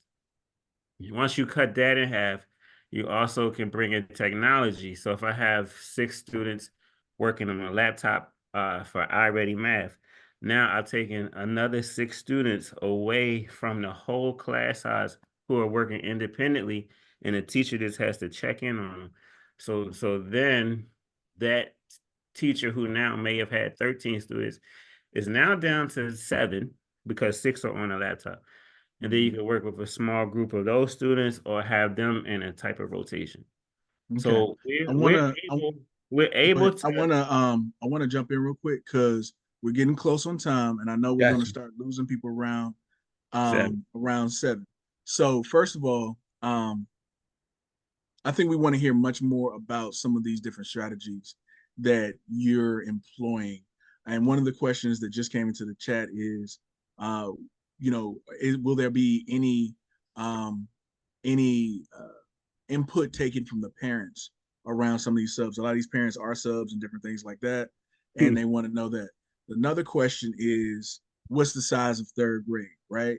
And then I also know we need to pivot because we got 3 topics that we need to cover. But your just overall policy stance on canceling recess, right? Okay. And So so yes, parents can have input on everything we do. That's part of the PTO and the LSAT. Parents can have input on everything we do. Parents can also have input on the hiring of regular teachers, as can our students. If we start to interview any new paras, I would talk to Dr. Brodus, who chairs our school personnel committee, and not paras, long-term subs. I talked to Dr. Brodus, who chairs our school personnel committee, just about inviting parents when we start to schedule those interviews. I don't mind that at all. And I love to also have children on the interview panel too, because they get to give some input. They be like, I don't want her, Mr. Branch, right? And so that's good too. So no, we're always open to that.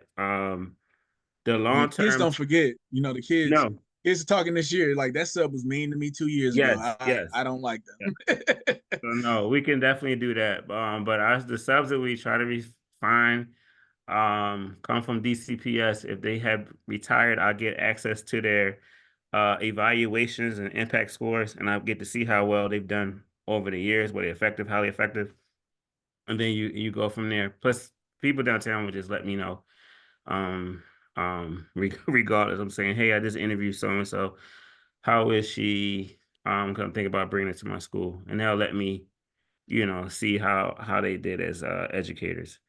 The recess piece, I am sorry because I'm going to share with you. I'm sharing with you all our school climate plan and our student and parent handbook. But there's nothing in our handbook that ever directs a teacher to take recess. As we started off talking, we teach behavior, we work on restorative practices, and we want our students to understand how we expect them to behave. We don't punish behavior the same way we don't punish in an instruction. If you do not know 3 times 4 is 12 and you don't know it like that, I don't take your recess and punish you. I teach you how to understand 3 times 4 is 12. Whereby I teach you repeated addition, some kind of strategy. I go from giving you sticks. I just teach it to you. I don't punish you. We don't do that with behavior because it doesn't teach you to not do it anymore. That's why it's a punishment. We will show you all of that, but we don't have anything in our handbooks that says take recess. Everything we create is aligned to our school-wide behavior management plan. We have a plan for how students should behave for instruction, how students should behave when on the playground. Everything we have has a system of rewards and consequences that our teachers and students create together. If you are doing the expected behaviors, there is a series of rewards you get. If you are not exhibiting the expected behaviors, there's a series of consequences. I can almost name them by heart, right? We use dojo, right? So if you're doing something wrong, we give you a verbal warning. Hey, you shouldn't do that. You're doing something else wrong, we record the whole class of dojo point, but you don't get one, but we reward the whole class, and then we have a conversation with you like, hey, I just gave out a bunch of dojo points for everybody who was on task. You weren't doing it. You missed that point. right? We have a conversation. Incentivizing versus disincentivizing. Yes. Right? You do something Promoting. again, right? Then that is the third time. Okay, now you have to meet with me. We have to have a conference because I don't know what's going on, but you're not doing what I'm asking you to do. That's a third infraction. You do something a fourth time.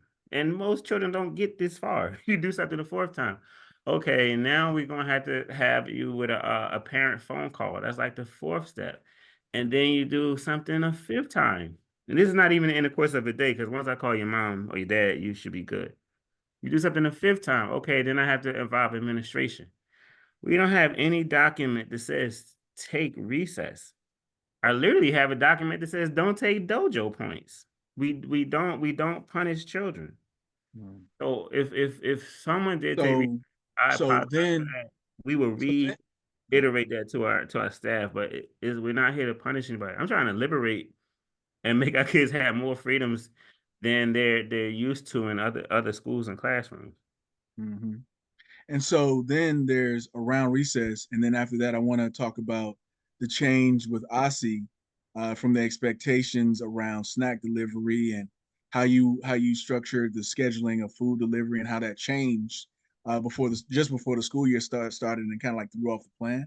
But because I know that these are the major areas that we need to touch on, and in the case of physical activity for students, right? This is like one area where we need to drill down because there's no PE right now for one of the classes. But next term, that's going to change. Can you go over what they're doing with that additional science block right now and why? Okay, so for the fifth grade, Miss Sims has science this term. Fifth grade because they take the DC Cape and it's a science component on DC Cape that only fifth grades have to take in elementary school. So as we was having our conversations with our fifth grade teachers, letting them know what this year was going to look like, the teachers asked could they have a double block of science as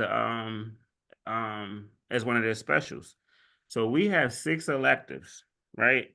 And it's 5 days a week. So even at 5 days a week, once I give you one per day, you're going to miss one for a certain period of time.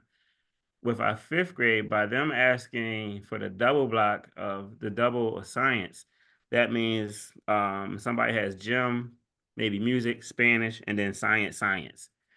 Uh, and that's how they get through the week.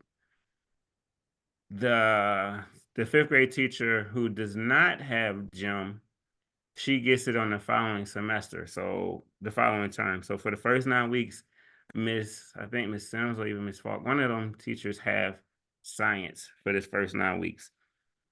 When the second term starts, which is like right after November 1st, that group of students who didn't get gym will get gym then. The schedules will flip. So if you didn't have science in term 1, you get science in term 2.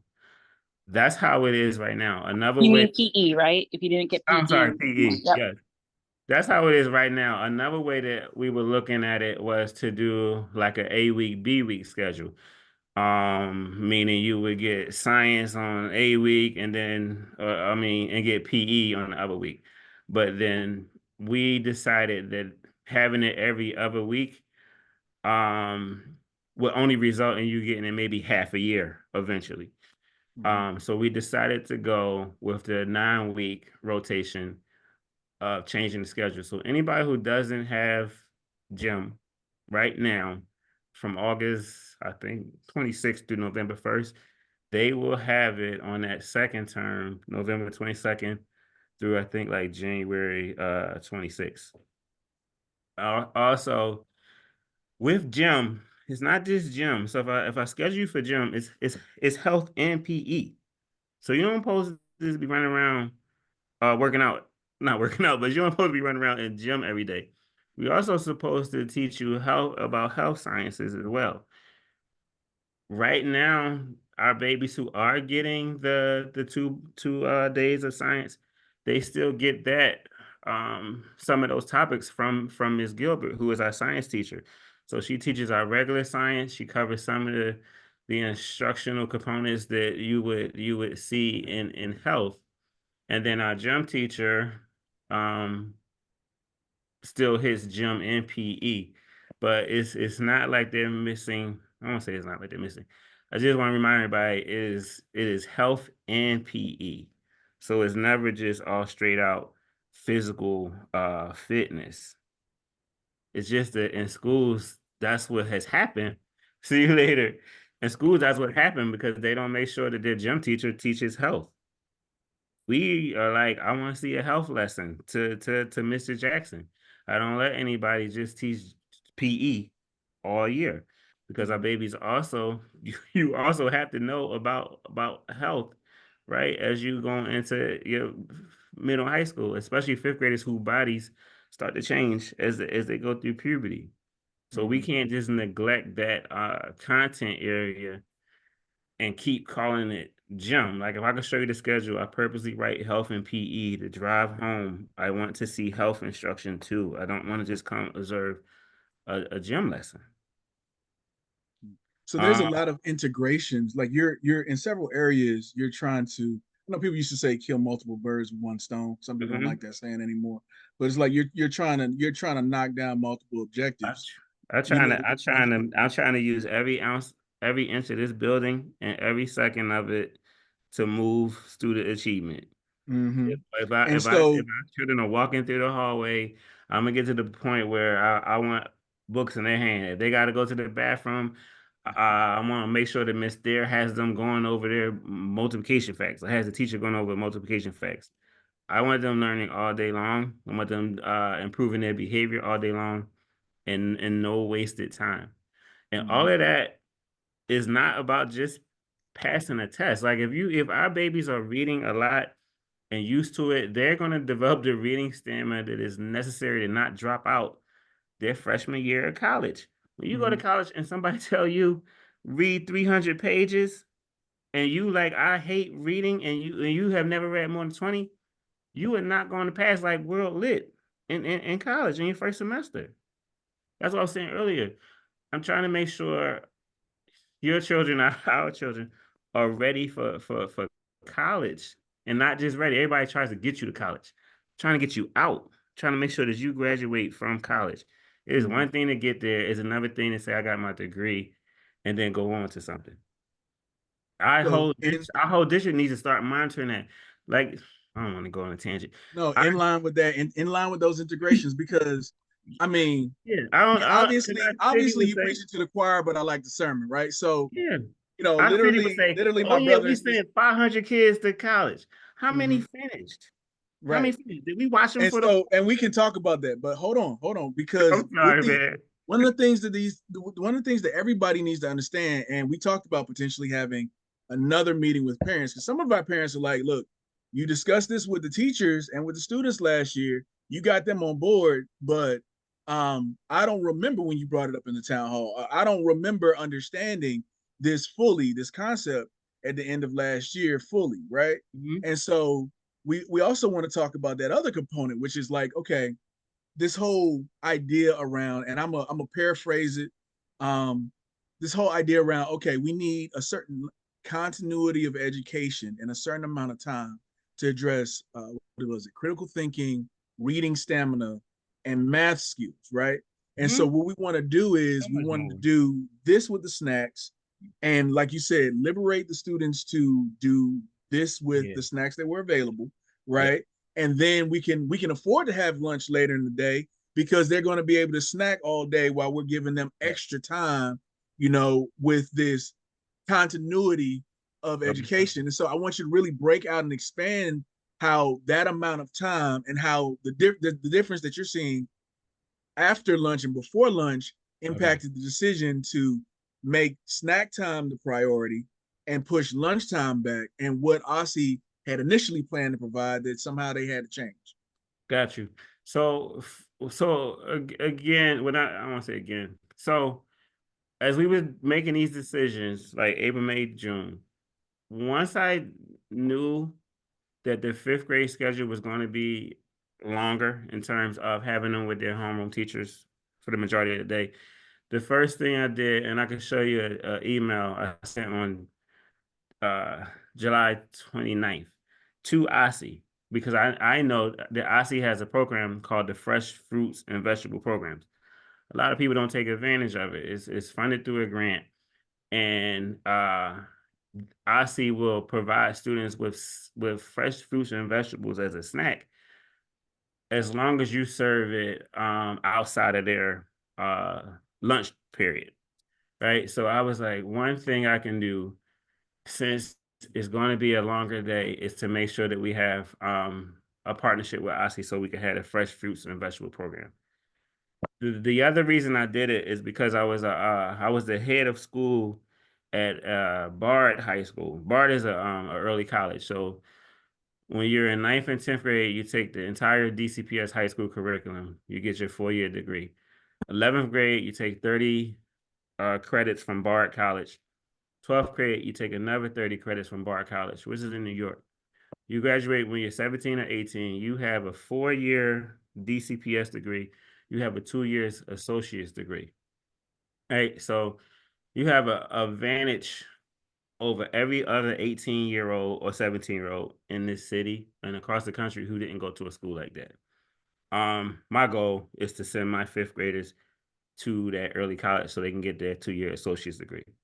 When I was there, we were trying to create a college atmosphere. For everybody who has been in college, we didn't even have bells. No one tells you what to do. No one tells you to go to class. No one tells you when it's time to eat, right? So we tried to create that type of culture with 9th, 10th, and 11th graders and 12th graders who never had that freedom. And then a freedom of going to eat whenever you felt like it, a freedom of not being told go to class, a freedom of not hearing a bell say it's first period, second period, third period. We did that and it did not work because those children weren't used to it, and they ended up just like essentially cutting class, not going to where they were supposed to be, staying in the cafeteria for like 3-4 hours where the behavior tech's got to run and get you and say go to class. And I was like, the whole thing was we gave them something they wasn't ready for. They never had no preparation for it. I come back down to elementary school, and I was like, you know what we can do with the 4th and 5th graders? We can create a college-going atmosphere for them right now, so that when they go to Bard, which is where I plan to send them, they don't fail, and they don't get that freedom and those liberties taken away from them.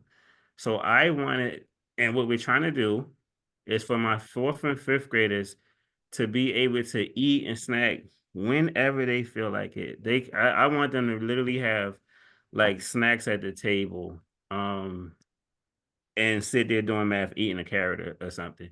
So they're never worrying about being hungry. They don't have to ask, can they get it? It's right there for you. You don't have to be told you can't get it, or someone say, I'm gonna suspend you because you eating in class. Like all those things happen. I got suspended for chewing gum. I don't know how many times. So I try to make sure that that doesn't happen to our children, and I try to make sure that they're prepared for what I know. As I say, what I know is what I know is coming. So if you're in 4th and 5th grade and you have experiences like that, one, you're like, man, I love it here. I get to do this, I get to do that. The babies who are in pre-K 3 through 3rd grade, they also see it and like, I cannot wait till I get to 4th and 5th grade. You also come to school every day. You have something to look forward to. You sit down and you do your work. Your attention is on your teacher where it should be. Your mind is not paying attention to anything else.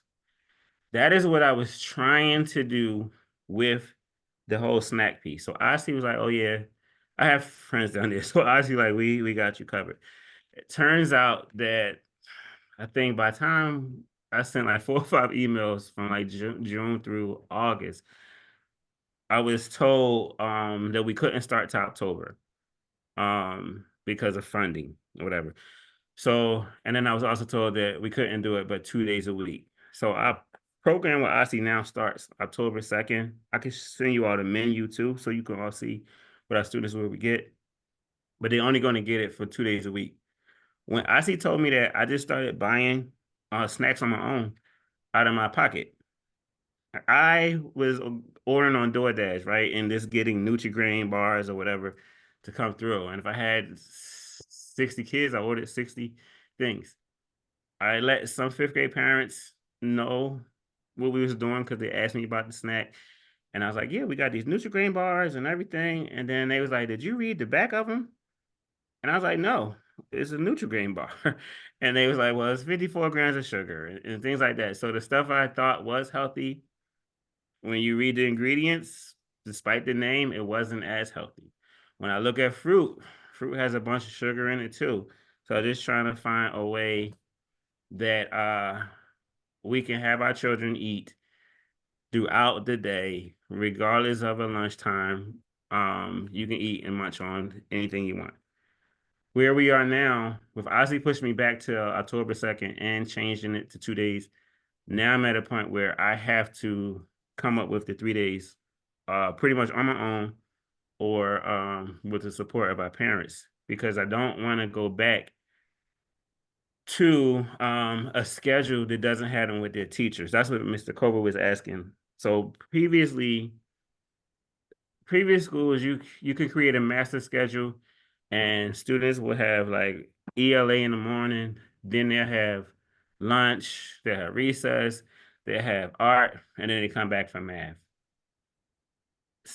When children get in trouble in school, 9 times out of 10, they get in trouble during lunch, recess, or a special subject like art, gym, something like that. It is rare that a child, especially a bear child, it is rare that a child gets in trouble with their homeroom teacher. So when I looked at like last year's suspension data for my kids who were in 4th grade going to 5th, and the 3rd graders going to another grade, most times I had to suspend them. It was for something that happened in lunch, recess, or specials. I would never suspend you for something you did with your homeroom teacher because you didn't do anything. It's like being with your mom or dad with your homeroom teacher sometimes versus hanging out with your aunt and uncle and a special subject teacher.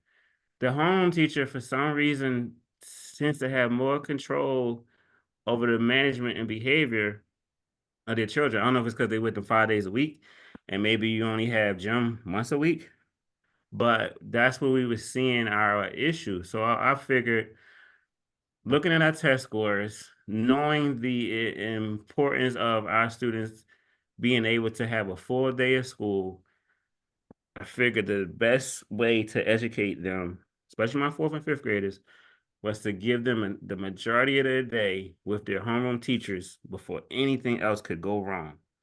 So 4th and 5th grade have ELA first, like 2 hours, and then they have their math block, 2 hours. To me, you have received all of your most important instruction in that 4-hour window without any issues, any interruptions. You are with your teacher, learning everything I need you to learn. Then we had lunch and recess. And then we relaxed it a little bit next term, right? Yes. And we relaxed it a little bit next term. Yes. But we already propelling you forward. I have more questions, but I know we had a question from from our sergeant at arms real quick, or at least it looked like she had her hand up. Did you have your hand up? You did. Oh, you don't have your hand up. Okay. So then somebody gave me something about complex sugars and regular sugars. I'm gonna need some okay, so look, before we get it, because we got a number of chefs at Beers, and then we've got people who are vegan chefs, and then look, and I look, I'm not equipped, right? I just want to follow it. Like, just you got to tell me, because I don't know. Like, don't treat me like a pre-K 3 student, right? Yeah. But what I want you to highlight and talk about, right, is because as you're taking this approach, one of the things that I didn't hear you break down is the difference between content specialists and trying to play catch up in middle school, because some of our kids are fine, right? And then we've got some kids who we already know aren't fine, right? Because, and I'm gonna say it so that you don't have to say it, because we've got 25% of our kids who are, according to standardized tests, which have all kinds of different questions, and especially when it comes to technology, when we're in a school where we don't have one-to-one devices and all of this stuff. But we got 25 kids who, when they take the standardized, 25% of our children, when they take the standardized test in ELA, they're proficient, right? And then proficient, and I didn't want to say it like, but proficient. And I get right? you. And because that means that our advanced students are a percentage of that, so it's even less that are just proficient, if you look at it like that, right? Mhm. But then with math skills, then you got 16%, right? And so then when those kids, exercise choice and go to a school before they come back to hopefully War 7 and maybe a BARD, or maybe they don't come back to War 7. When they go to a school where they're dealing with a content specialist, what does that look like? Why is it so important to get them so far ahead in the first month of the school year? Because again, like, we appreciate you being so willing to break all of this down, because even though we're worried, we didn't even give you 30 days, right? Today's the 30th day, right? I got 30 calls in the last I didn't 3 even think weeks. about that. I didn't. Oh, today's the 30th day, right? So, and so sometimes, Okay. but I mean, it's So a lot. I get you. There's a lot of different. There's a lot of different authorities to to address, and people to who have needs and need to understand, Yeah. right? So what's the difference So between what we're doing and what they're going to experience like in middle school? so in elementary, the beauty about elementary is the last time we get to love on you and nurture you as a whole community, right?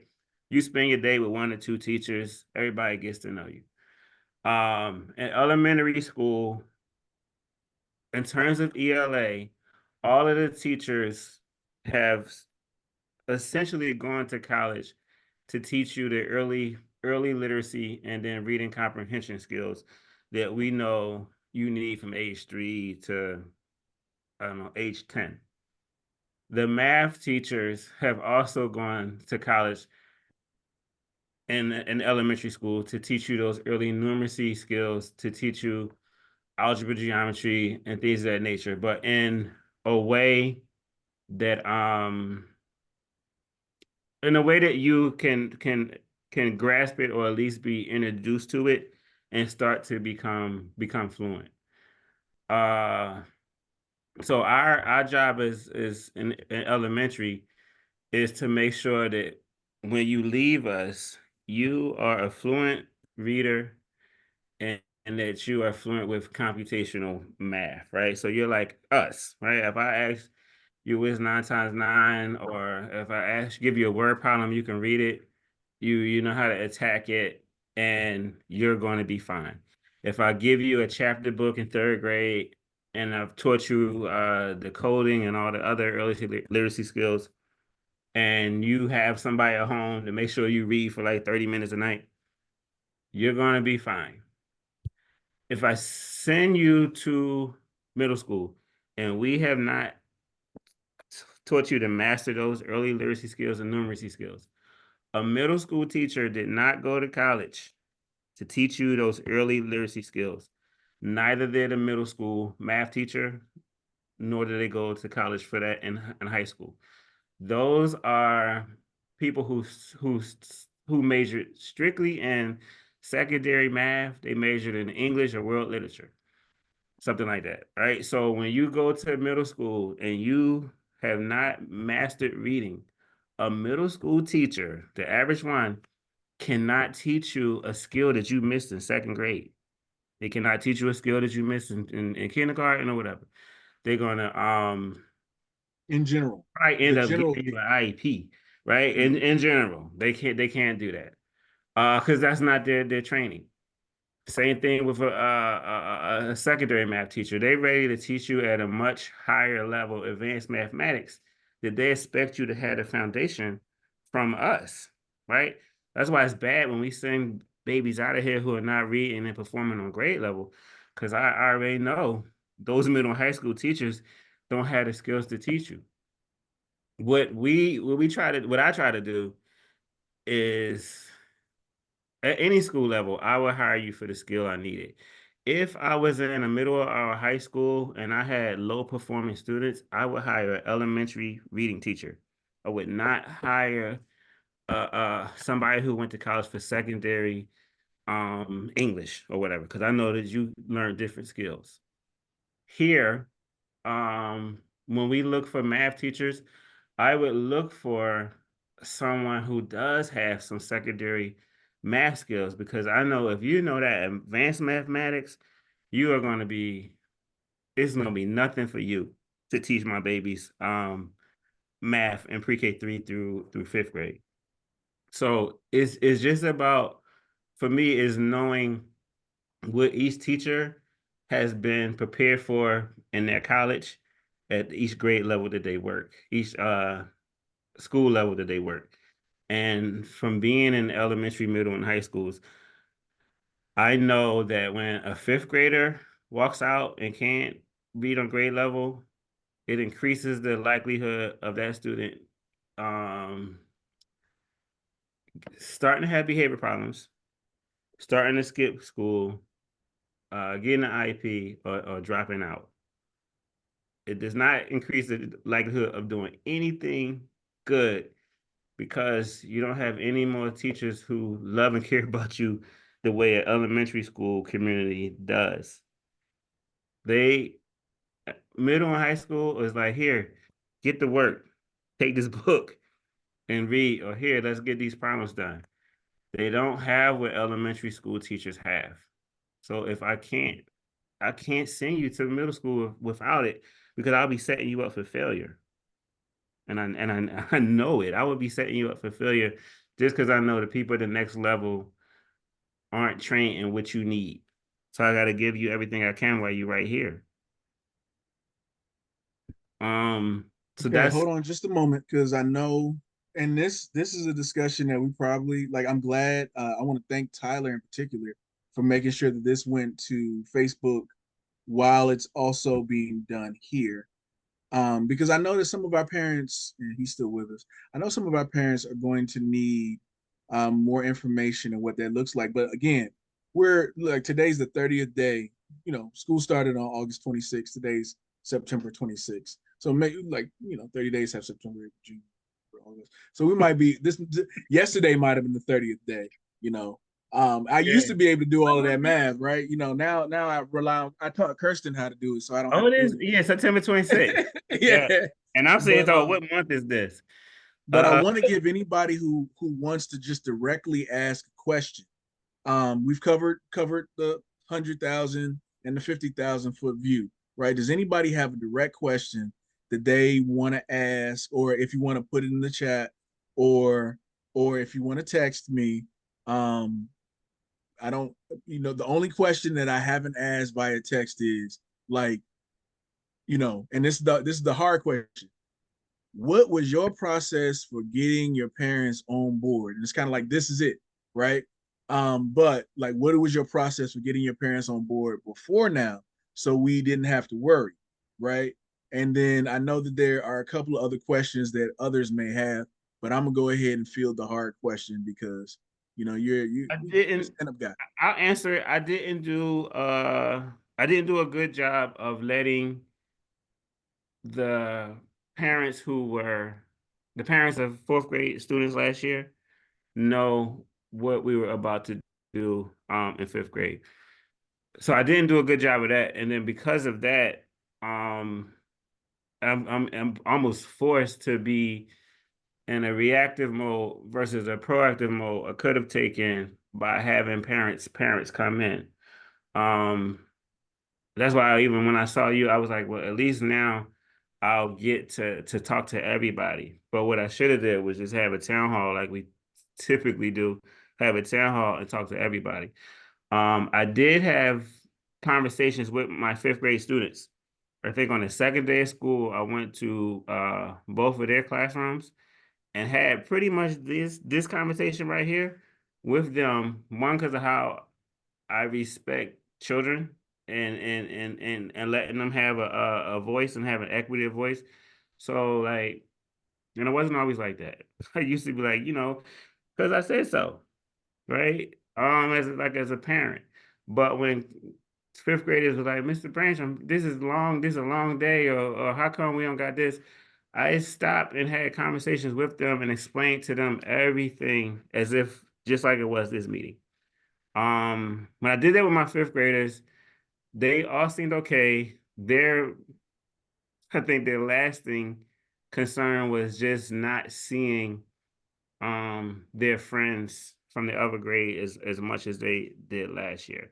So I also let them know that there are going to be several opportunities that I get them to come together. Because like with fifth and fourth grade, by there being 4 total classes, 1 fifth grade is at lunch, and then 1 fifth grade is at recess, and then 1 fourth grade is at lunch, 1 fourth grade is at recess. So the fifth graders wasn't getting to see each other.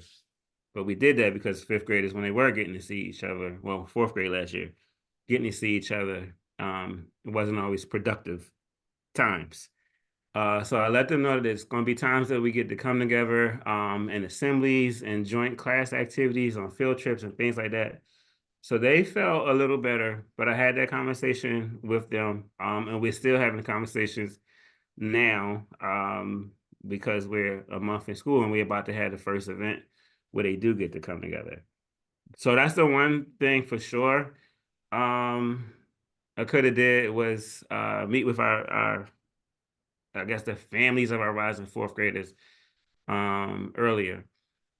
Another honest answer, another honest reason is I've ran schedules like this before and didn't receive as much concern from families. So I guess for doing it for so long and everybody being okay with it and then doing it in a new setting,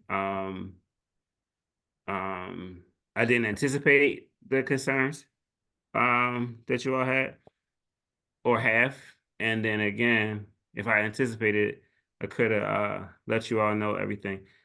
Honestly, I think we still would have been where we are with some people saying, oh, I get it. How can I help? And some people saying, I don't know. It's still a long day. So to whoever sent you the text and to everybody, yeah, I could have done better at that. I apologize for that. That was a Really mistake. appreciate that. I know that last year we were talking about how like you're used to taking several $1,000s out of your own pocket to take care of certain initiatives. Mhm. And like you never had someone come to you before and be like, hold up, what are you doing too much, bro? Like, I know this is your school and all, Yeah. but but this is our school too. And we used to doing this. Like, why do we had to fight you? Let us do this Yeah. work, bro. And you And saw how hard that is for me because I'm like, it was. So when you come to offer help, I'm like, I don't need no help, right? right, I got right. it, but I'm like, now bro, be like I accepting got it. of it. I got it. Let me pay the check. Let me pay the check, bro. Like sit down. Yeah, Like but I didn't. I never we know had, you so the I big didn't have dog. that type of support in other schools. It was always Right. just me, right. So So when it's like, but you got to take our good with our bad, right? yeah, Like this is just that's you why I'm not mad again. at nobody. I'm not Again, mad at like nobody. I was mad because I was like, man, it's been like 10 days and already y'all telling me that I no, stop, leave me alone. No, okay, hold on, wait. Yeah, Maybe like let's go. Y'all done taking it to Facebook. Ooh. Right. But let's go ahead and get it right now, right? yeah. And That's what also I'm saying. And we do get it right when we get to 25, 26. We get this. We don't have no yeah, issue. I mean, and especially if we it's the framing. See, you integrated all the different layers, and sometimes when you put something together that's greater than the sum of its parts, when people try to figure out what the heck's going on, yeah, it's like what is going on? Like, but it's not enough time for the outcomes to present, right?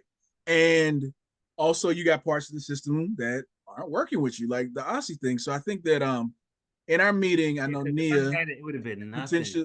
I If that would know have came day one, it would have been it perfect. wouldn't have created as much of a snowball. It was the food questions and then right Because because if I had got it right on that first time, the kids would just went home like, yeah, we had lunch in class and blah blah blah.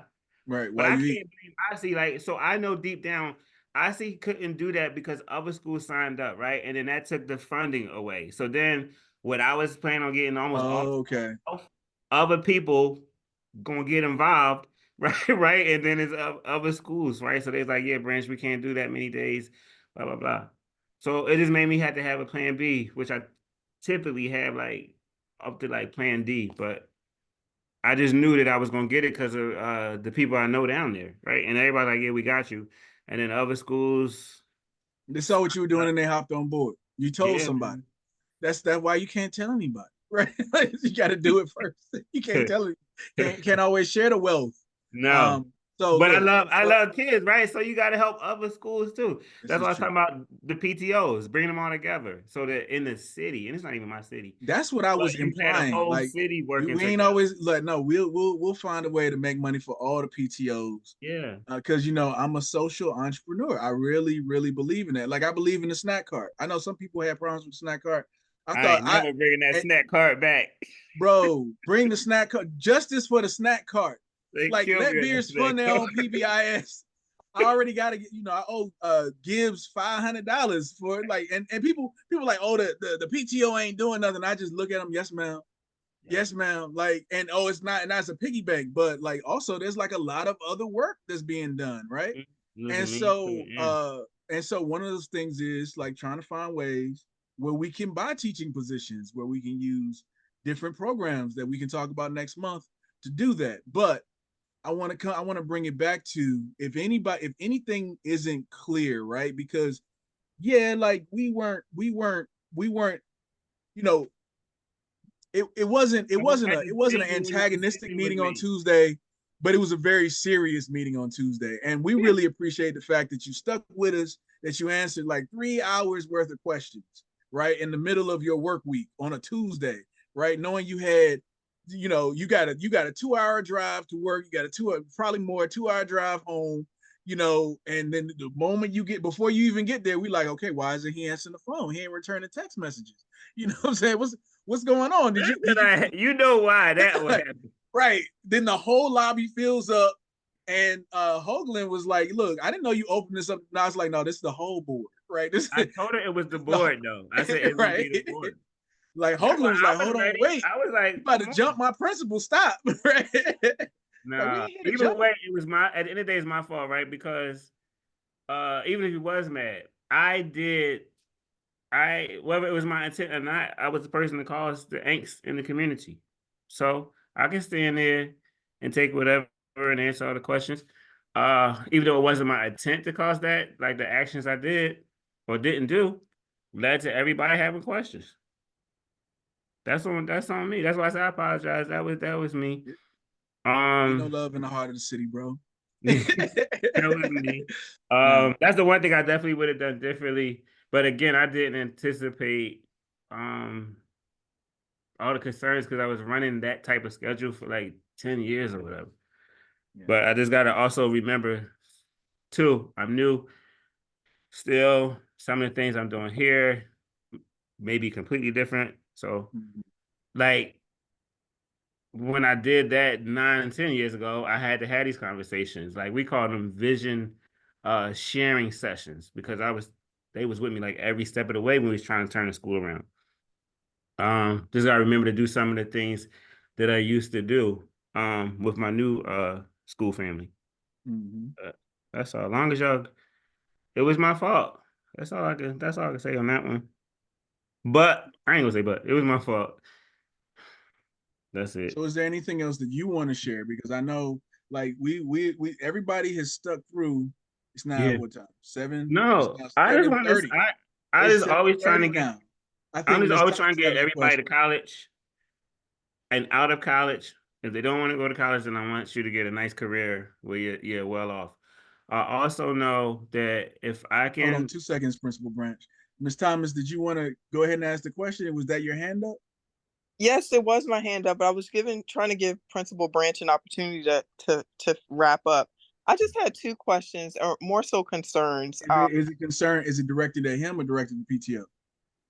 I guess I would say Mr. Principal Branch, yes. Okay, go ahead. So my first question is, I'm a 3rd grade parent. I'm a new parent, as I stated earlier.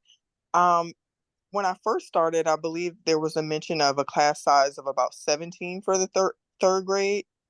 I picked my daughter up earlier this week and she mentioned that there was like some new kids being added to her classroom. So I just kind of had a question about whether or not the class size has now changed since then and has increased, as you mentioned, all of these changes with 3rd grade and 5th grade. I just kind of wanted to ask that. And then go ahead. And then I had another question or concern more so. as you mentioned, oh, I'm not sure if you're aware of this. The third grade class, they go swimming once a week, which is great. I think it's a life skill that all children should have. So I love that Beers is doing that in third grade or DCPS as a whole. Um, I do have a concern. Last week, the kids went and there was no female super teacher or staff person who went with the children. And there was some inappropriateness to happen in the locker room with the girls. So my question is it possible for you to ensure that when these kids go off site for third grade swimming, can you make sure that there's a female in attendance with the students as a chaperone or as a support? Because I know Mr. Um, Jackson can't be in two places at one time, and I know he doesn't want to be in a female locker room with a set of girls. But I think it would bring me peace knowing that there's a female chaperoning because the kids were in the locker room unattended.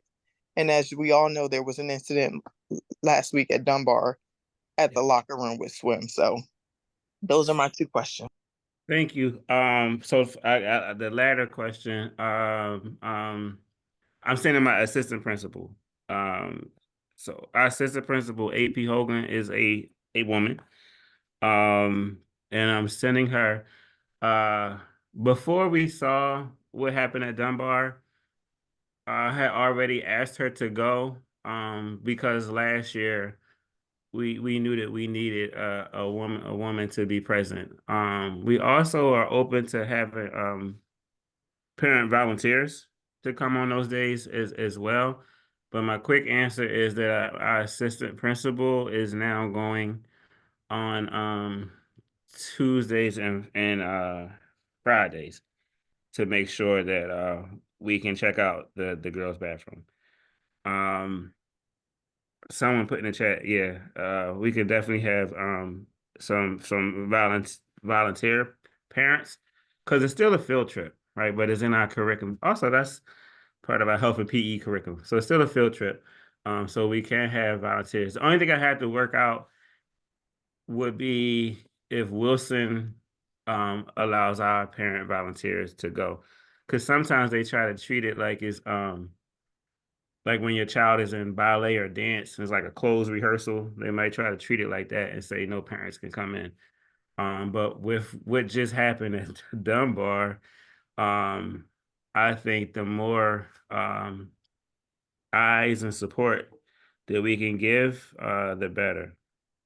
Honestly, when I heard the Dunbar thing, I was like, I'm about to cancel the whole swim program, right? Because that's something that we budget for as well, so that our third graders learn how to swim. I can't swim right now, because of where I grew up in Philly. So that's something I want our children to be able to do. So we budget for that. Just like skiing, I don't know a lot of children who look like me who can ski, so that's something that we budget for and make sure our babies can experience before they leave us. In Have you terms of the seen class that? size, I think I had to double check, but third grade is still around 17, 18, 19. I know it's not, I know that Miss Johnson just the other day told me she had 17 kids. Sometimes we do get students in and out, but it's not by us having an extra class, it's not going to get to the point, I believe, that it's large. And I did want to say, even last year when we received the projections, third, fourth, and fifth kind of all had the same numbers. Somebody was going to end up over with like an additional amount of children. So I can't like when I get the projections this year in December, I will be able to share them out because we're gonna end up making the same types of decisions because right now we have what two fourth grade classes who are gonna be going to fifth grade. We have three second grade classes. We're gonna see what we're gonna do with them when they go to third grade. We have three third graders. We're gonna see what we do with them. So we had to do the same thought process like every single year. I just started real early. Like everything from October on is us thinking about the next school year while still also make sure that this year is tight. But we planned this school year like starting back in October. So this is just tweaks and adjustments from plans we put in place in October, which is why we can start thinking about 25, 26 right now. So small class size in 3rd grade, I'm going to have AP Hogan and take volunteers. What I did want to say is, I just always want to be at a point where we can partner together. I am a risk taker. I go outside the box. I don't really depend on the city like DCPS to get stuff done. Like Mr. Cole, President Cole said earlier, sometimes no help is coming. I know that, right? So I would try to share my thinking more, but anytime I do something that you like, that is crazy, just please ask me or come to me. But know at the end of the day, whatever I am doing, I would literally give it to my own kid. Every since my baby was in I think 3rd grade. She's 24 now, but ever since she was in 3rd grade, I think that's when I first became a principal. I've been designing schools based on what I would give her. She's never been in the school with me as a principal, but I always designed the school based on what I would want for her. And then whoever I ended up teaching or being a principal of, you just ended up getting the education that I would have gave my daughter. And that's all I'm going to give you to. That's why I said I want your babies to go to early college, because I want them to have an associate's degree when they're 18 versus getting their first degree when they're 21. I want them to have a 2-year advantage over everybody. So anytime I'm doing something, please know it is with the best intent of making your babies as successful as possible. Also, I know if your students, your children, my students, get into the habit of getting 4s and 3s on every single report card, I know that when they take the SATs, I know they're going to score high. I know they're not going to have test taking anxiety. I know they're going to be able to read every single passage and not sit there and be like, I don't feel like reading it. Then I know that colleges are going to give you all, give your students, your children, scholarships. Well, scholarships mean that you don't have to be like me trying to get like student loans or anything or pay for college, which also means that when your baby's finished, if they have a scholarship, they're gonna probably walk out with high credit scores, because they're not gonna have they're not gonna get hit with the student loan debt that we have, that I have, that will drop your credit. They're not gonna be in college getting unnecessary loans just to get a refund check, right? To get you like $2,000 or $3,000 to go buy some stuff. And then when you like 30, and then those loans are like $150,000 to $200,000, and you try to buy a house, you can't. All that stuff is coming for your children. And I know how to make them not run into those roadblocks. I know how to make them get to a point where they have the 700 to 800 credit. I know how to make them so they don't need a student loan. I know how to make people want to pay them to come to their school. And I have to start it in elementary to be able to get it done. I try to find middle school to partner with me so that we could do the same thing. And then I try to find that high school to send you. So I have my own pipeline. Instead of like that school to prison pipeline, it is the beers to the middle to high school and to college. And then watching your babies till they up to 21, making sure they get out of college. That's all I'm ever do when I'm running school.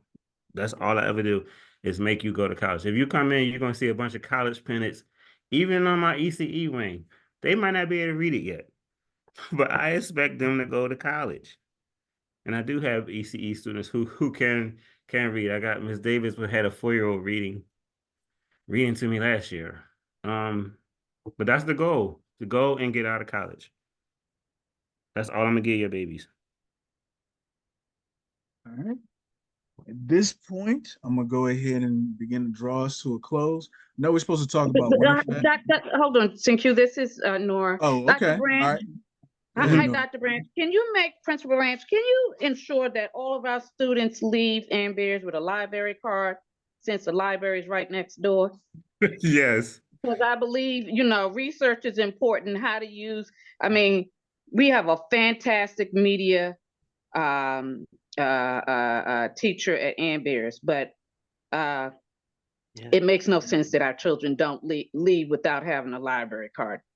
And how they utilize that space next door too. I know the librarians over there want the kids to tiptoe quietly, even in the children's area, but Yeah. they need to have a library card, period. I'm going to do that. I'm gonna end up making sure when they get to high school, they have a card from the Library of Congress, so they can use that library in DC too. That too. Oh, and that whole Yeah, I was about to research say thing. We'll mine. talk about that. We'll I talk didn't about get that mine until I differently. was like, I didn't get mine until I was like, I don't even know, 38 or something. But that's Oh like my trying Jesus. to make sure our babies have now. So absolutely, I will talk to our And library then specialist tomorrow. the library card too for parents that have babies 0 to 5. Get free books. The DC Public Library has a special program where they build their own library.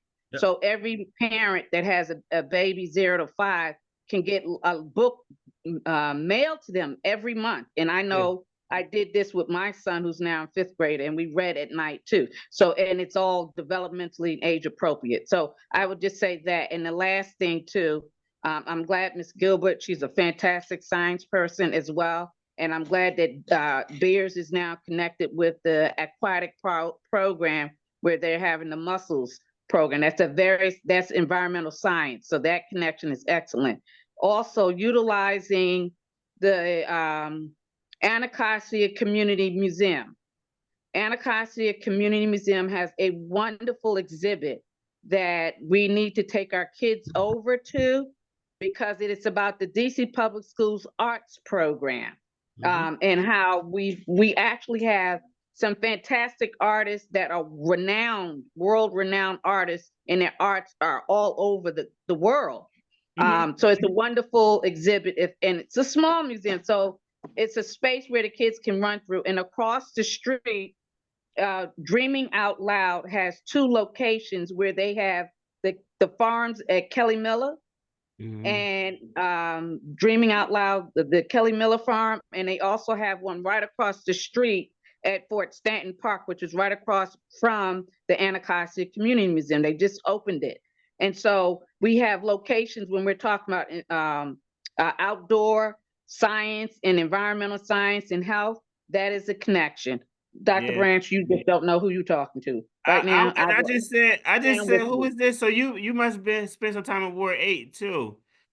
That's my work, Ward 7 and 8, but it's Ambrose's mom. Got you. Okay. Yeah, because a lot of places Ambrose's wife or Ambrose's mom, depending on which one you want to use. Okay. So Nora also is going to be helping to head up with Nia and Bianca and Shantice, but she's going to be our 5th grade parent leader as we try to get the snacks, from the parent side in place to support you as well.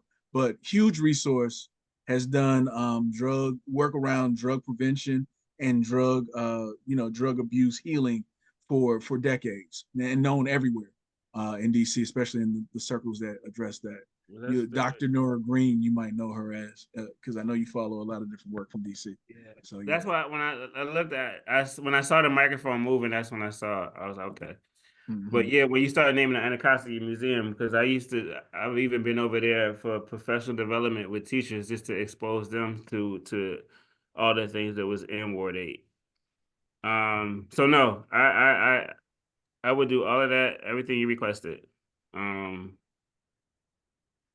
Okay. For the snack, now I got a lot of people telling me I need to wrap up. So here's what I'm gonna say, right?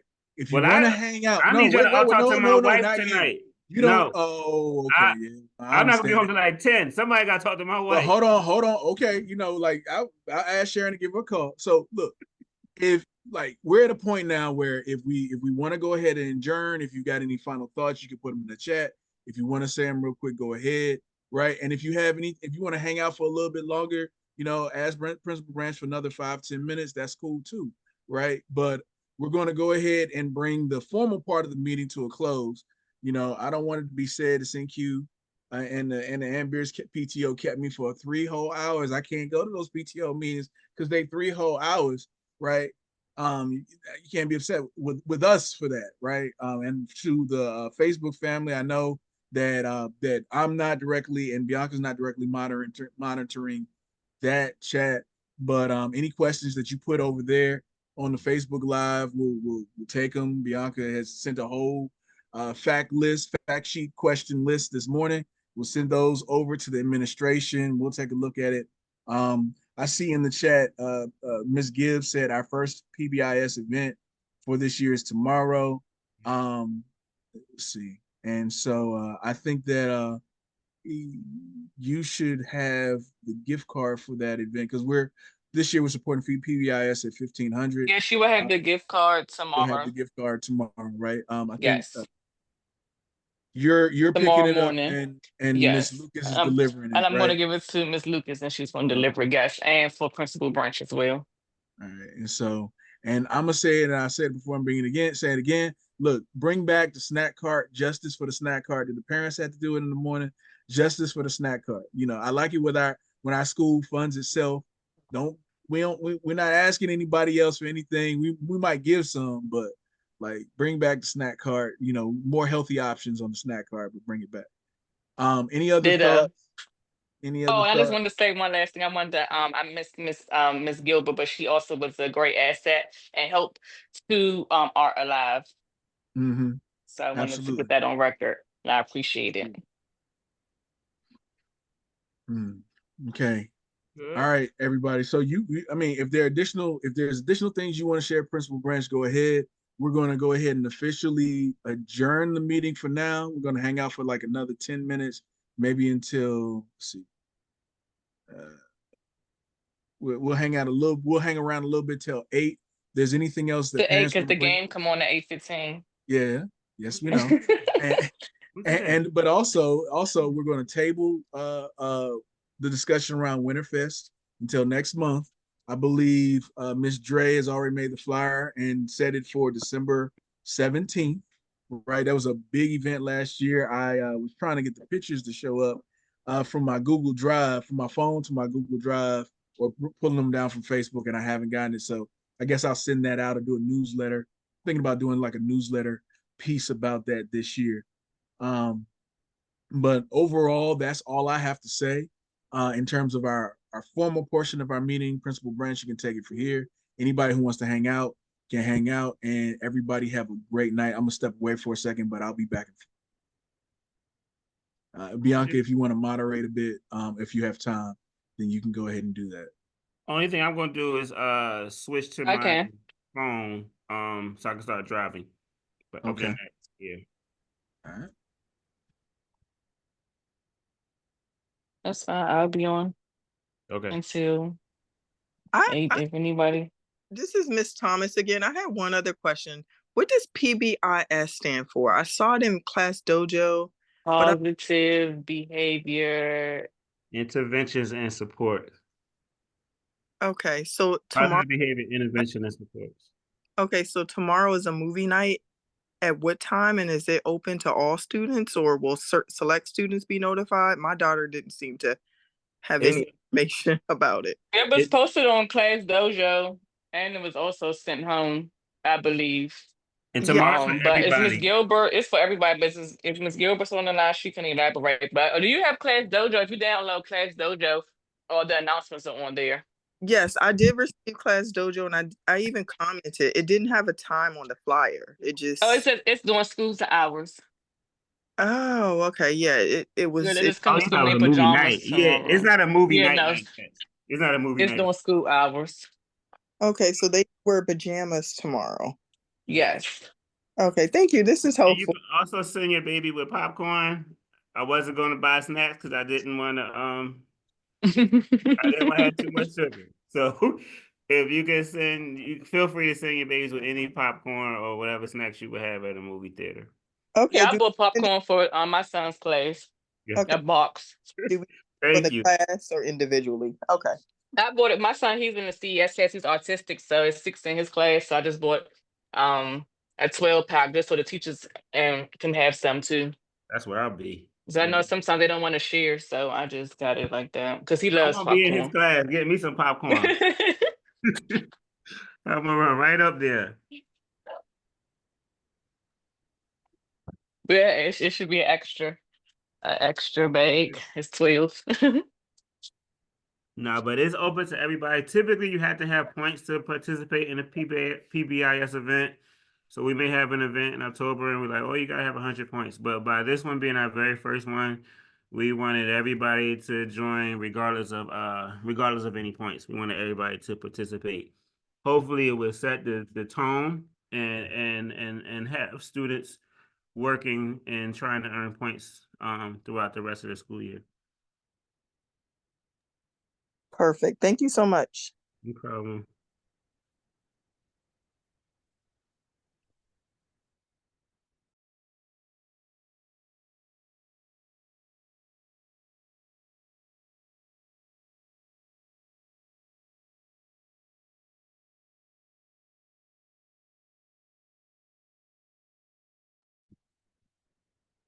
Okay. Yeah.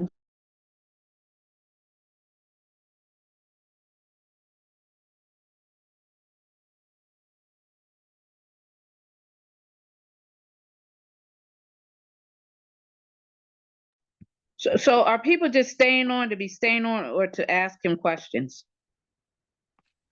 I think it was a matter of both. I mean, if you wanted to stay on the X questions, you can. If not, I'm not sure. I'm going to stay on until 8 just to moderate.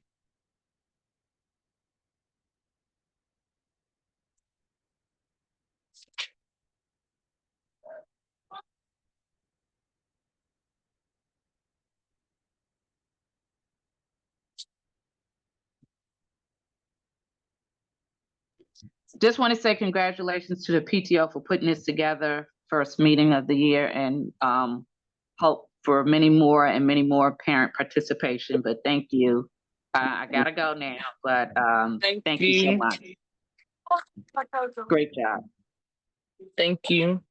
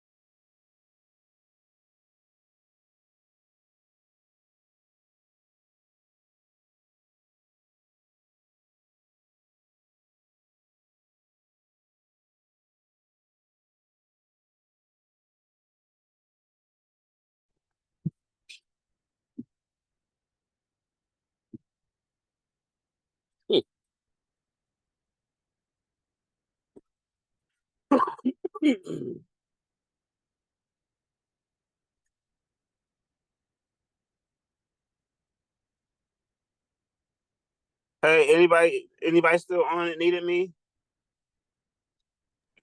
No, I think I'm going to probably just hang up now. There's no one say Okay. anything else. I think it's over. So thank you, Presley Branch, and everyone else that's on the line. No problem. Okay. No problem. All right. I will see y'all tomorrow, but thank you so much No for problem. for the support, for the questions, hard questions, easy questions, everything. You're welcome. Yeah, thank you. Talk to y'all All right. later. Okay. Bye-bye. Bye-bye.